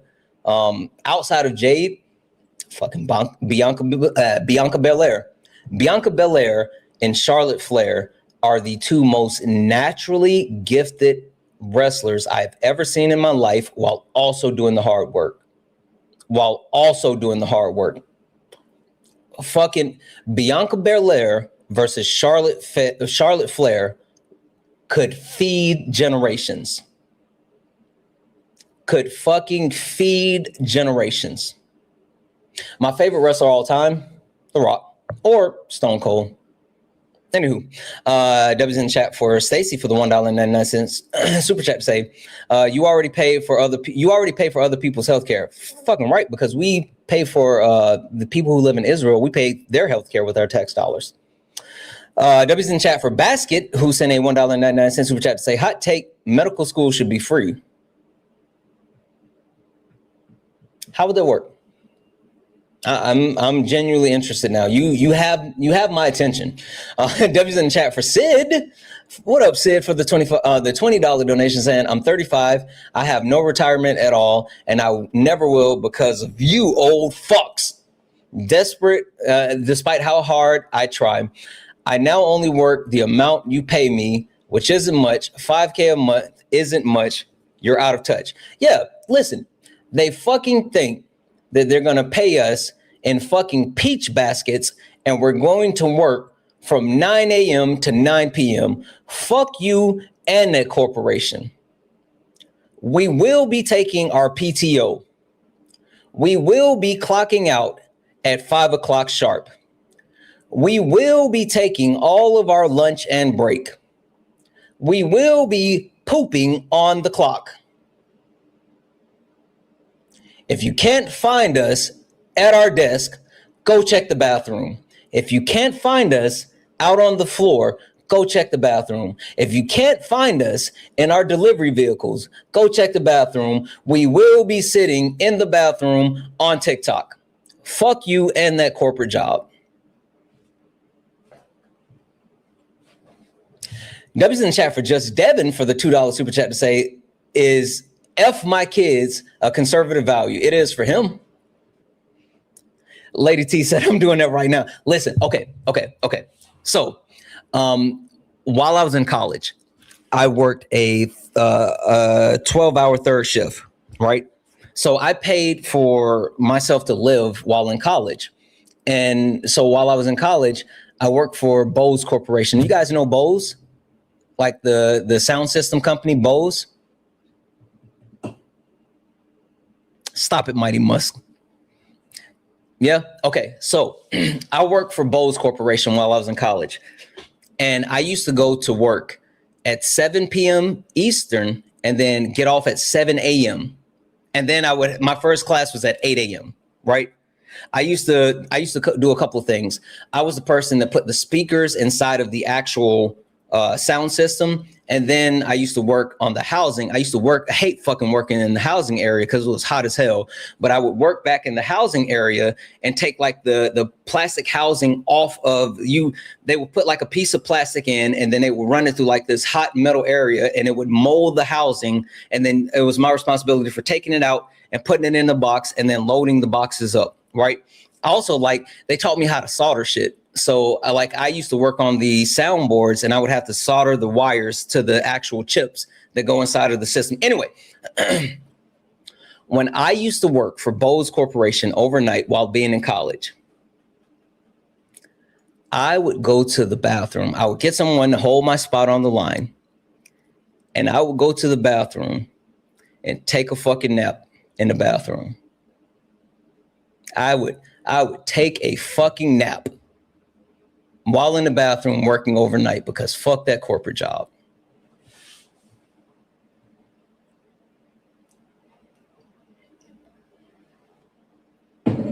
Yeah. W's in the chat for become legend for the $1.99 super chat. Say L's in the chat for the coward who just bailed. He fucking ran. W's in the chat for Brandon, who sent a $10 super chat. Didn't say anything, just sent the love. W's in the chat for Brandon. Let's catch up on the donos over on the pay links. Give me a second here.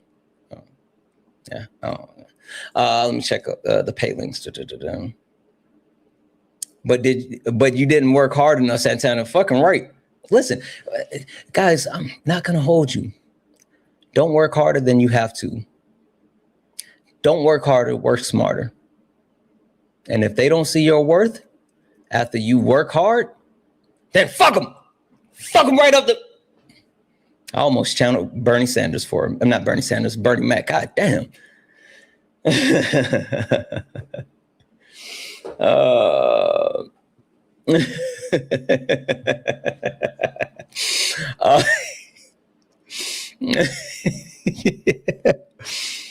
Okay, I'm wilding. That in the chat for Nikki for the $2 donation saying, I make more money than my boomer parents and I still can't buy a house. Facts, Nikki. That's the fucked up part for most Americans. That, like, literally, that's the fucked up part for most Americans. We make more money now than we have ever made in our lives, and we still can't afford shit. Like, that is the wildest. We make more money now and still can't afford shit. Game cheat, chat. Fucking game cheat. Ain't no way. W's in chat for Avocado for the $1 donation saying, this guy better chill. His sheets are showing. If you know what, I didn't get a chance to say, hey, what size are your sheets? I didn't get to the question. He ran before that. W's in the chat for Mike. What up, Mike? Who sent a $2 donation saying, these MFers, man, don't get the point. Shaking my damn head. Listen, I disagree, Mike. He absolutely got the point. Like, he literally got the point. He just refused to engage with the point because the point does not align with his narrative. Chat, hear me when I say this. They understand what we're saying. They get what they're doing. They know the things, but the things don't align with the shit that they want to say. So they refuse to engage with the things. That's why when I started saying shit that made him uncomfortable, instead of him standing in the paint, he ran because he doesn't want to know or engage with the shit that makes him feel comfortable. He feels comfortable with saying, well, no blood on my hands. My ancestors, they were Irish. We weren't even here during slavery. And then he tried to say, oh, Irish people were slaves. Indentured servitude, you donut. But if they don't engage with the things, if they don't hear the things, then hands are clean. And that's what they think. But you know what, Bubba? You're still white. You might have orange or red hair with freckles. You're still white. Anywho, Dev's in chat for Jeff. Just Devin, who sent a $2 donation, and the caller said, fuck my kids. He really did. He really did say, fuck my kids. What kind of father does that? And I have no doubt he wonders why they don't want anything to do with him. I'm close to this caller's age. In my time, family stuck together. He's just a selfish, miserable person. He was. Like, he literally...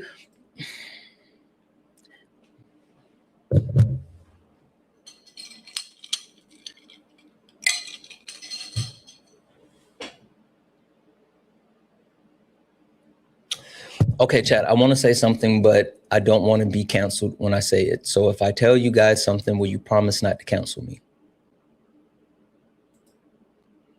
I need confirmation that if I say something and if I tell y'all something, you're not going to cancel me. Okay. What about YouTube? YouTube is less forgiving than TikTok. YouTube, they said they promise. Okay. Okay.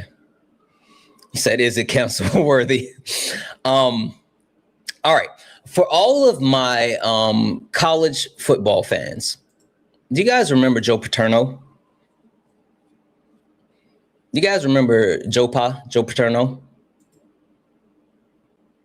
Okay.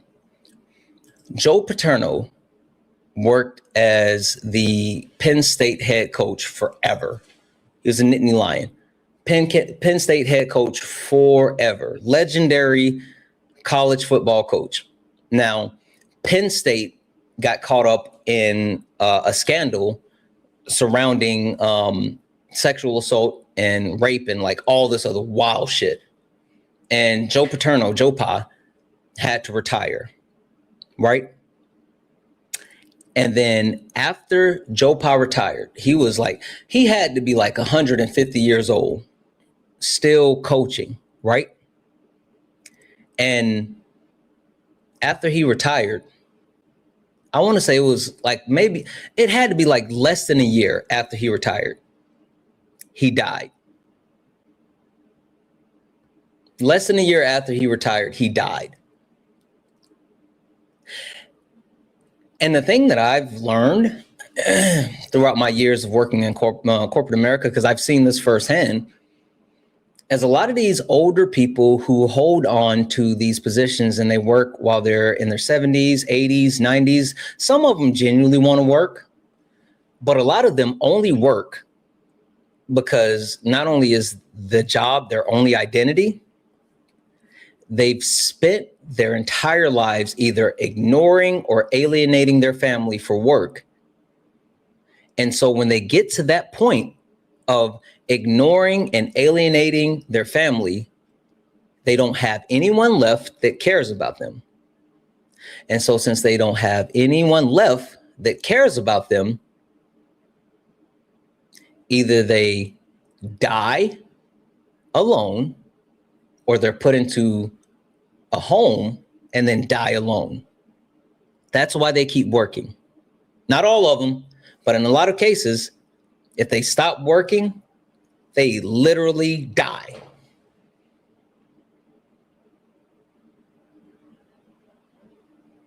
Yes, Joe Pa was a sex predator. He was a predator and a fucking predator protector. Yes, fuck Joe Pa. One other thing, right? This is the scary thing. Not necessarily scary, but like it's a thing. It's a thing that I keep in mind, and it's something that I talk to management about a lot, right? So my grandparents were married for 56 years. My grandparents were married for 56 years. And we lost my grandmother during COVID, right? And when my grandmother passed away, and they were married for so long, I was legitimately worried that my grandpa was going to pass not long after that, right? Where's the counsel? It's because I was talking about people being old, can be ageist. That's why. Anyway, I was worried that my grandpa was going to pass away after my grandmother because they had been together and married for so long. And I don't know if you guys know this, but people actually die from a broken heart. Like, that's a real thing. Like literally, that's a real thing. Old people, it's scientific. There are studies that were completed about it, that older people who have been together for years and years and years and years and years, once one of the partners die, the other one dies, and they say they die from a broken heart. So again, if the people who have neglected their family for work or for money, well, hell, they don't have a spouse, but they've been working for years and years and years and years and years and years and years. And when their work dies, i.e. they retire or forced out, broken heart. So anyway, that's just the thing. That's just the thing. That's just the thing. W's in chat for Amy for the $5 donation. Santana, you're on fire today. I've learned so much. Thank you. Really? W's in chat for you, Amy. I don't think, you guys say you learn shit, but I don't know who y'all learning stuff from. Can't be me. Ain't no fucking way you learn stuff from me. I don't know what the fuck y'all talking about. W's in the chat for Michael. I'm sorry, Michelle. Sorry, Michelle. I always say Michael. Michelle, for the $25 donation, saying this Navy dude is a foundational racist trying to justify self-proclaimed awakening with the boots on the ground talking point. Miss me, sir. Fucking miss me too. Fucking miss me too. OMG Santana, he retired in November 2011, passed away in January. I told you. Like, he fucking died right after. I'm telling you, it's a whole thing. It's a whole thing. Like, I've noticed that because of there's so many people who hang on in corporate America, and they don't want to retire. I have a question if you're game. I don't know. We'll see. W's in the chat for Manders for the $10 donation, saying thank you for the satisfying cooking demonstration on this mediocre racist white man. Twitch loves you. I fucking love Twitch. W's in the chat for Twitch. W's in chat for Jared for the $1 donation, saying what a coward. White fragility, saying his Irish ancestors make him. Hey, let's fucking go fill him with a fucking TikTok shut up. Holy shit. W's in the chat for Philip. Fucking W's in the chat for Philip. 1,000,000. Let's fucking go. White fragility is saying his Irish ancestors make him free of benefits from slavery is BS. My Jewish family came here in the 1920s, and I still benefit from the chattel slavery and white privilege every day. Get the fuck out of here, you unsalted saltine. Like, that's the crazy thing. Like, I think the thing that people need to understand is that we're not saying that you're directly culpable for things that, and white people, hear me out when I say this. No one is blaming you for the things that your ancestors did. That's not what we're doing. That's not what we're doing. But what we are saying is that you benefit from the things that your ancestors did. We just want you to recognize that. That's it. Like, no one is saying that you did the things, but you definitely benefit from the things. Just saying. You guys fight that point so hard. It's weird. W's in the chat for Sarah for the $10 donation, saying, damn, caught you on a weekday. Caught you on a weekend day. Well, weekend day? What do you mean? A weekday? Hope you're having a good Wednesday. I am. It's hump day. Hump day. Weekday, my bad. He replied.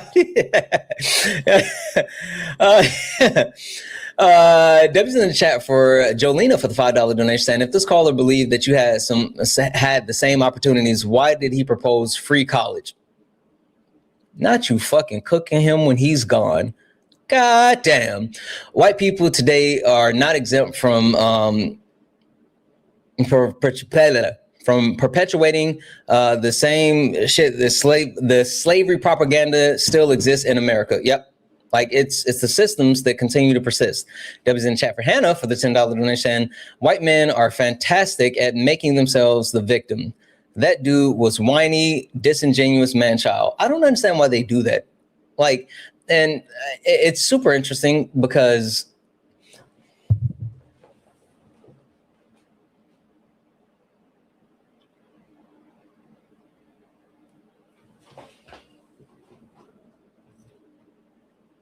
Hey, chat.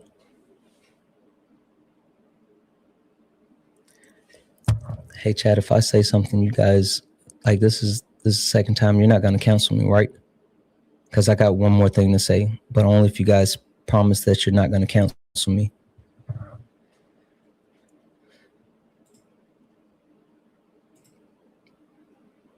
Let me double check YouTube, because TikTok and Twitch, they're nice. What is YouTube saying?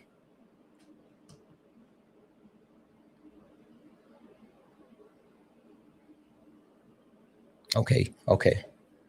I always got to check with YouTube. Like TikTok and Twitch, you guys are nice. YouTube be on some other shit. All right.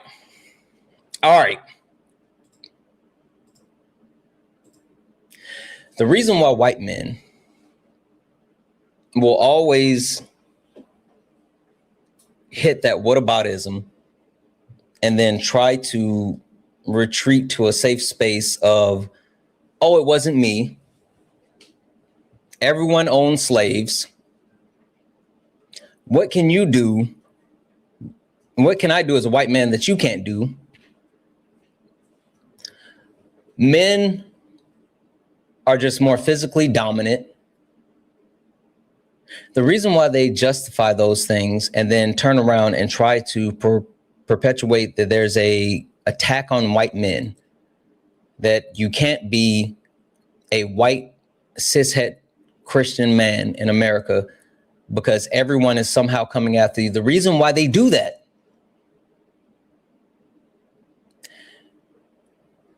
is because white men want to belong to a marginalized community so fucking bad. They want to belong to a marginalized community because they want to be able to say, it's not my fault. I didn't do it. While holding all the fucking power and privilege.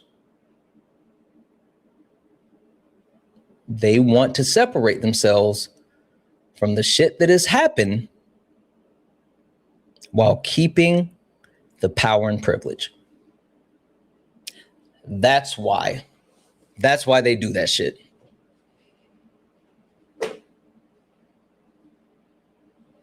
Just saying. Stop it, Michael. Michael, you said you weren't going to cancel me. God damn it. Michael played in my face. W's in the chat for they can't do both. He said they can't do both. No, they can't, Victor. They can't. W's in chat for Amanda for the $10 donation, saying no free labor. Love you so much, Santana. Keep dog walking these fools. You know how we do. We locked in, twin. W's in chat for MAGA Cries, who sent the $2 donation, saying the company that makes Quaker makes a quarter while I make a dime. That's why I take a shit on company's time. My name is Santana, and I co-sign that message. W's in the chat for Heather for the $5 donation, saying, I'm a professional dog/cat groomer. IRK. What is IRK? I don't know what that stands for. I don't know what IRK stands for. IRK under commission. My boss taking 55% of my paycheck and then take 30% out of what I pocket for taxes, and I'm left with less than I make. I quit in January and opened my own pet grooming services. I'm so excited. Fucking W's in the chat for you. Fucking W's in the chat for you. I'm so happy, Heather. Fucking W's in the chat for Heather. You know what's funny? He really tried to perpetuate some type of myth while at the same time saying that at the same time while saying that he is able to put 32% in his 401k while living comfortable. Chat. Who can put 32% of their salary into a 401k while still paying bills, buying food, and living comfortable? God damn, I can't believe he said that. 32%. W's in chat for Kiara. Kiara, W's in the chat for Kiara. I think it is a typo. I think it was. W's in the chat for Kiara for the $5 donation saying, I'm selectively muted. I'm selectively mute, but I came up yesterday. I just wanted to say that I may be a new viewer, but I always want to make time for your stream. Keep doing you. Kiara, thank you so fucking much. I'm so happy that you're here. I'm happy that you are a new viewer. I'm happy that you are a part of our community. And hopefully not only myself, but the people that's a part of our community will give you a reason to stick around. Guys, don't be mean to Kiara. Chat, did you guys hear me? Did you hear me? Do not be mean to Kiara. She's new, so be nice. All right? Okay. They're going to be nice. Welcome to the community.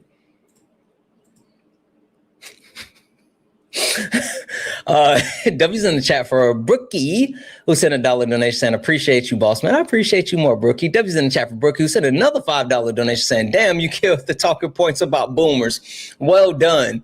Yeah, like they fucked us over. W's in the chat for Anthony for the $2 donation saying masterclass. I don't know about masterclass, but you know, we did a little son. W's in the chat for Patrice for the $30 donation saying, you're amazing. Keep up the great work. No, you are. W's in the chat for Mocha. Hey, Mocha67. How are you, friend? Mocha67 sent a $20 donation saying, thank you for all that you do and how you do it. I don't know. Listen, we just fucking kicking it. We just kick it like karate. W's in the chat for Vicky for the $5 donation saying he knew what he was saying when he was trying to get. He did.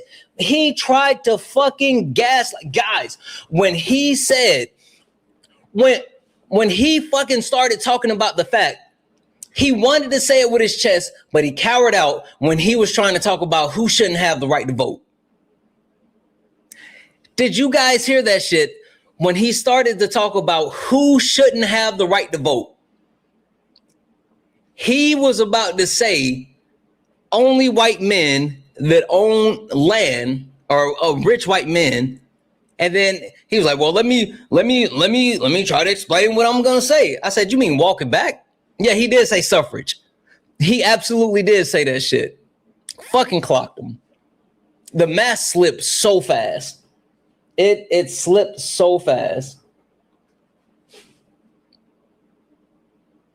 You was waiting on him to STR? That wouldn't surprise me. W's in the chat for Matthew for the $5 donation saying, thanks for making my work day entertaining. Listen, we're just kicking it. I mean, we hanging out. I'm glad that you're here. Let's see here. That's interesting. I'm gonna have to watch that. W's in the chat for Holly for the $5 donation saying, my grandparents got married at 19. My grand passed 11 months after my grandpops did. Not only each other's best friend, but mine as well. Dying of a broken heart is absolutely a real thing. I talk about that with my wife all the time because, like, literally, I have friends, right? I have friends, but my best friend is my wife, right? My wife is unintentionally funny. And, like, while she is unintentionally funny, I laugh at her all the time. And, I enjoy traveling with her. She's super, super cute. And I get to touch her butt, so that's nice. But like, I think about the fact that, I want to spend the rest of my life with my wife. And I always say, like, I'm going to die before you. Right. And I always just think about that correlation and what happens when couples are married for like that long. So I don't know. She said, don't be weird about touching, but I like touching your butt. She told me not to tell y'all that I like touching her butt, but I do like touching her butt. And I like to give her kisses. I know. So I have this thing that I call wholesome kisses. It's like, so it's not like, yes, we are a couple that kiss, but I call them wholesome kisses because my wife so I'm 6'3.5", management is 5 foot even. And so I'll lean down and give her a kiss on her forehead and I'll call it wholesome kisses. I got it. I will, baby. So anyway, Debbie's in chat for Mike for the $2 donation saying reparations are reparations are a conversation rooted in Black history, loss, and a lived experience. It isn't something others need to debate or control. What was taken can never be fully returned, and the push for reparative equity is about addressing the reality and moving forward. Like, legitimately, that's it. Legitimately, that's it. And that's why I say, when I said Black people don't want equality, they want equity, he said, you will never have equity. He meant that shit. He meant that shit. When I said Black people don't want equality, they want equity, he said, you will never have equity. God damn, he meant that shit. Ryan, you said that hit a nerve? Oh, he did say he earned it. Yeah. He yelled it. When I tell you, that was the one thing he said from his soul. He said that shit with his entire chest. Entire chest. W's in the chat for Michael for the I'm sorry, I fucked up. Michael. I always mix up Michael and Michelle because I read too fast. W's in the chat for Michael for the additional 20. Say, here's 20 more because you've been on fire today. And it's Michael, bro, not Michelle. Full grown man. My bad, bro. My bad. You know what's funny? I'll say Michelle when reading Michael, and then I'll say Michael when reading Michelle. And then people will always correct me. I be fucking up, chat.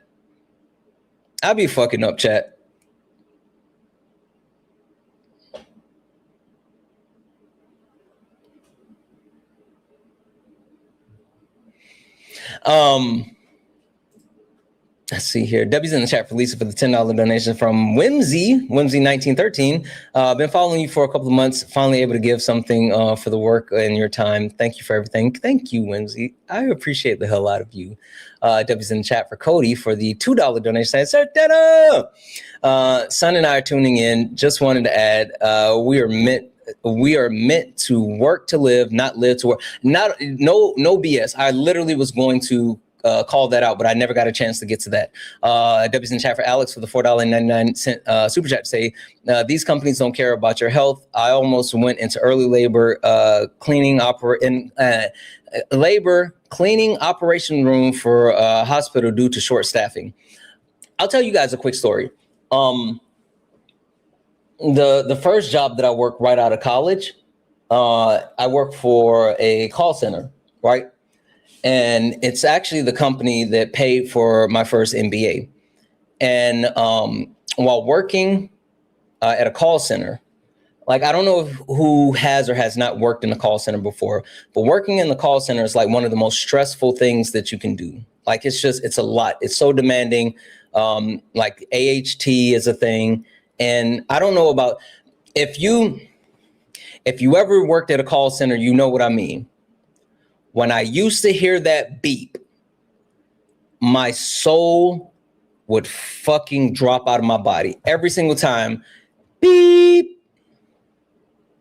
I hated that beep. Literally. Anyway, working in a call center.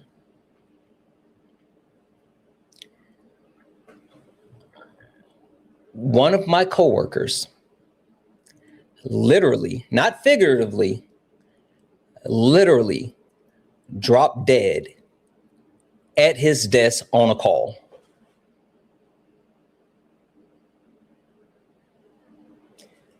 Literally dropped dead at his desk on a call in a call center. And they posted his job the next day. The very next day, HR opened up his position, put out the rec, and started recruiting to fill his position. The very next day.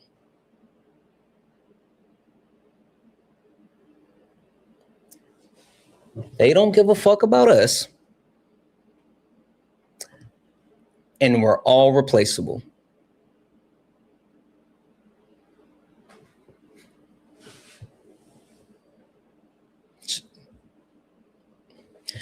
W's in chat for Smoothie for Doctor, who sent a $4.99 super chat to say, I learned something new from you every day. Thank you for spreading awareness to all of us and cooking these foods. Stay strong, Santana. Much love to you as well. Again, I don't think I teach stuff, but you know, we locked in. W's in the chat as well over on the Twitchy. Twitch. W's in the chat for Co Apollo, who just became a subscriber over on Twitch. W's in the chat for Lamb Rose, who gifted a sub over on Twitch. W's in the chat for One Mighty Pen, who gifted 5 subs over on Twitch.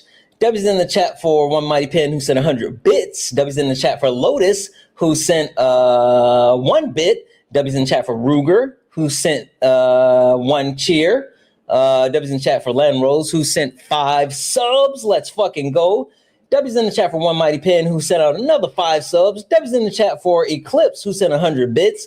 W's in the chat for Heather, who 10 minutes ago sent 10 bits. Let's fucking go for all of the people that are now subs over on Twitch. If you're a sub on Twitch, YouTube, or TikTok, you're a super fan, make sure, I fucking hate KPIs. If I never have to see that word KPI again, make sure that if you're a subscriber or a member or a super fan, you use the link that is in your subscription to join the Discord. You get access to like a really bunch of cool emotes and all these special features and all this other shit. The best part is the link in the Discord. Yesterday, after I got off live, we were in the Discord and I found one of those gaming channels, and we were in the Discord watching the gaming channel live, sending the NPC players and talking shit in the Discord. It was the funniest shit ever. We were literally saying how we were going to actually send the gifts, and the guy was crashing the fuck out. The guy said, he was like, stop. My PC will crash. Stop. No. It was funny as fuck.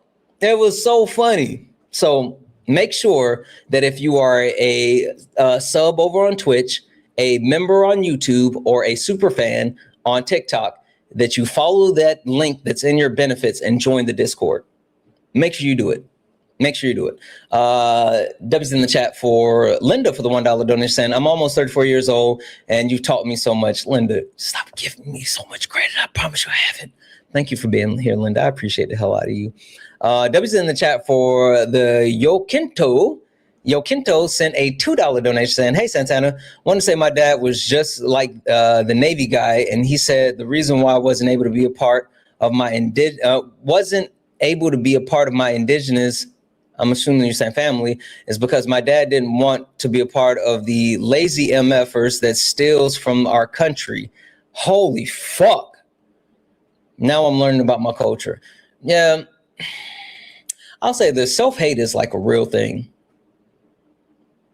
Self-hate is a real thing. And like the internalized hate that people experience is something that takes a lot for people to like break away from and deconstruct. Like it's sad. I'm sorry to hear that, but I'm happy that you're starting to learn more. Like that's a huge thing. That is absolutely a huge thing. W's in the chat. And guys, oh shit, W's in the chat for G Woods, who just subbed. Oh, Twitch. This is the cool shit about Twitch. If you're over on Twitch and you want to become a sub, you get if you have Amazon Prime, you get a free membership every month on Amazon Prime. So you can literally use your Amazon Prime membership to subscribe to Twitch. So if you're over on Twitch and you want to get a sub, even if you like are on TikTok or YouTube, and if you have a Twitch and Amazon Prime and you don't want to, like spend the money to get into the Discord, go over on Twitch and use your Amazon Prime, and then it'll get you, do all the things. Anyway, last but not least, I had to hold this to the end because what the fuck? What the fuck?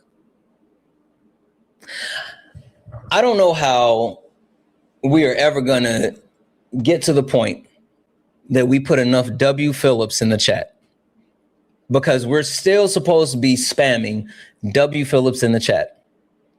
like non-fucking stop spamming W Phillips in the chat. But fucking W's for Philip in the chat, who sent the $500 donation. What in the whole fuck? And wait, did Philip send a super fan? How the fuck did he send? I didn't know you could send super fans. Oh, he is on it today. What the fuck? That is crazy. Massive W's in the chat for Philip. Just keep that shit going. Philip said, to be honest, I'm not super interested in talking to the boomer side of my white family because they also hold similar views. Selfish as fuck. I've made it clear to my own kids that she can stay home forever. Family is family. Home is home. We fight together. We eat together. Yeah, like that was when I tell you it was so gross with his position that he took about his family. It's something that's that's a very American thing, right? Like the premise behind like fuck your family is a very American idea, right? It's super, super interesting. And the only reason that I have like that perspective is because I married into a family of foreigners, right? My wife and her family, they're Ethiopian, and to like be able to compare and contrast, like I always thought that my family was like super tight knit, but then the more that I not only like my family that I married into, but because I got to experience that firsthand, but I've saw that through like as I've grown and got to meet people, whatever. But people from other countries, the way they emphasize family is absolutely different than how we think about family here in America. I'm telling you, it's on a different level. But that whole concept of like fuck your family is very much an American idea, right? And it's super interesting. That's why when people are like, oh, these people come here and they stay with 5-10 people in the house. Yeah, that's because like generations live in houses. Like they share homes for generations. It's a very, very American idea where at 18 you got to leave home. So it's really wild. It's really wild. But fucking W's and Philip for the crazy donation. Like keep that moving.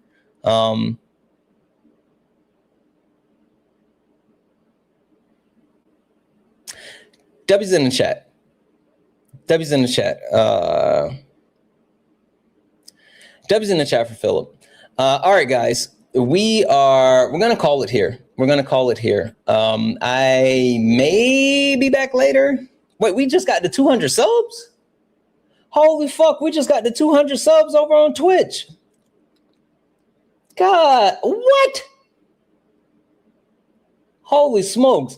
W's in the chat for Tracy Joy, who just became a sub. W's in the chat for Vixen, who sent out 5 subs. W's in the chat for Landrose, who sent 300 bits. What is happening over on Twitch? You guys think Twitch is about that business. Twitch is not playing. Twitch is literally not playing.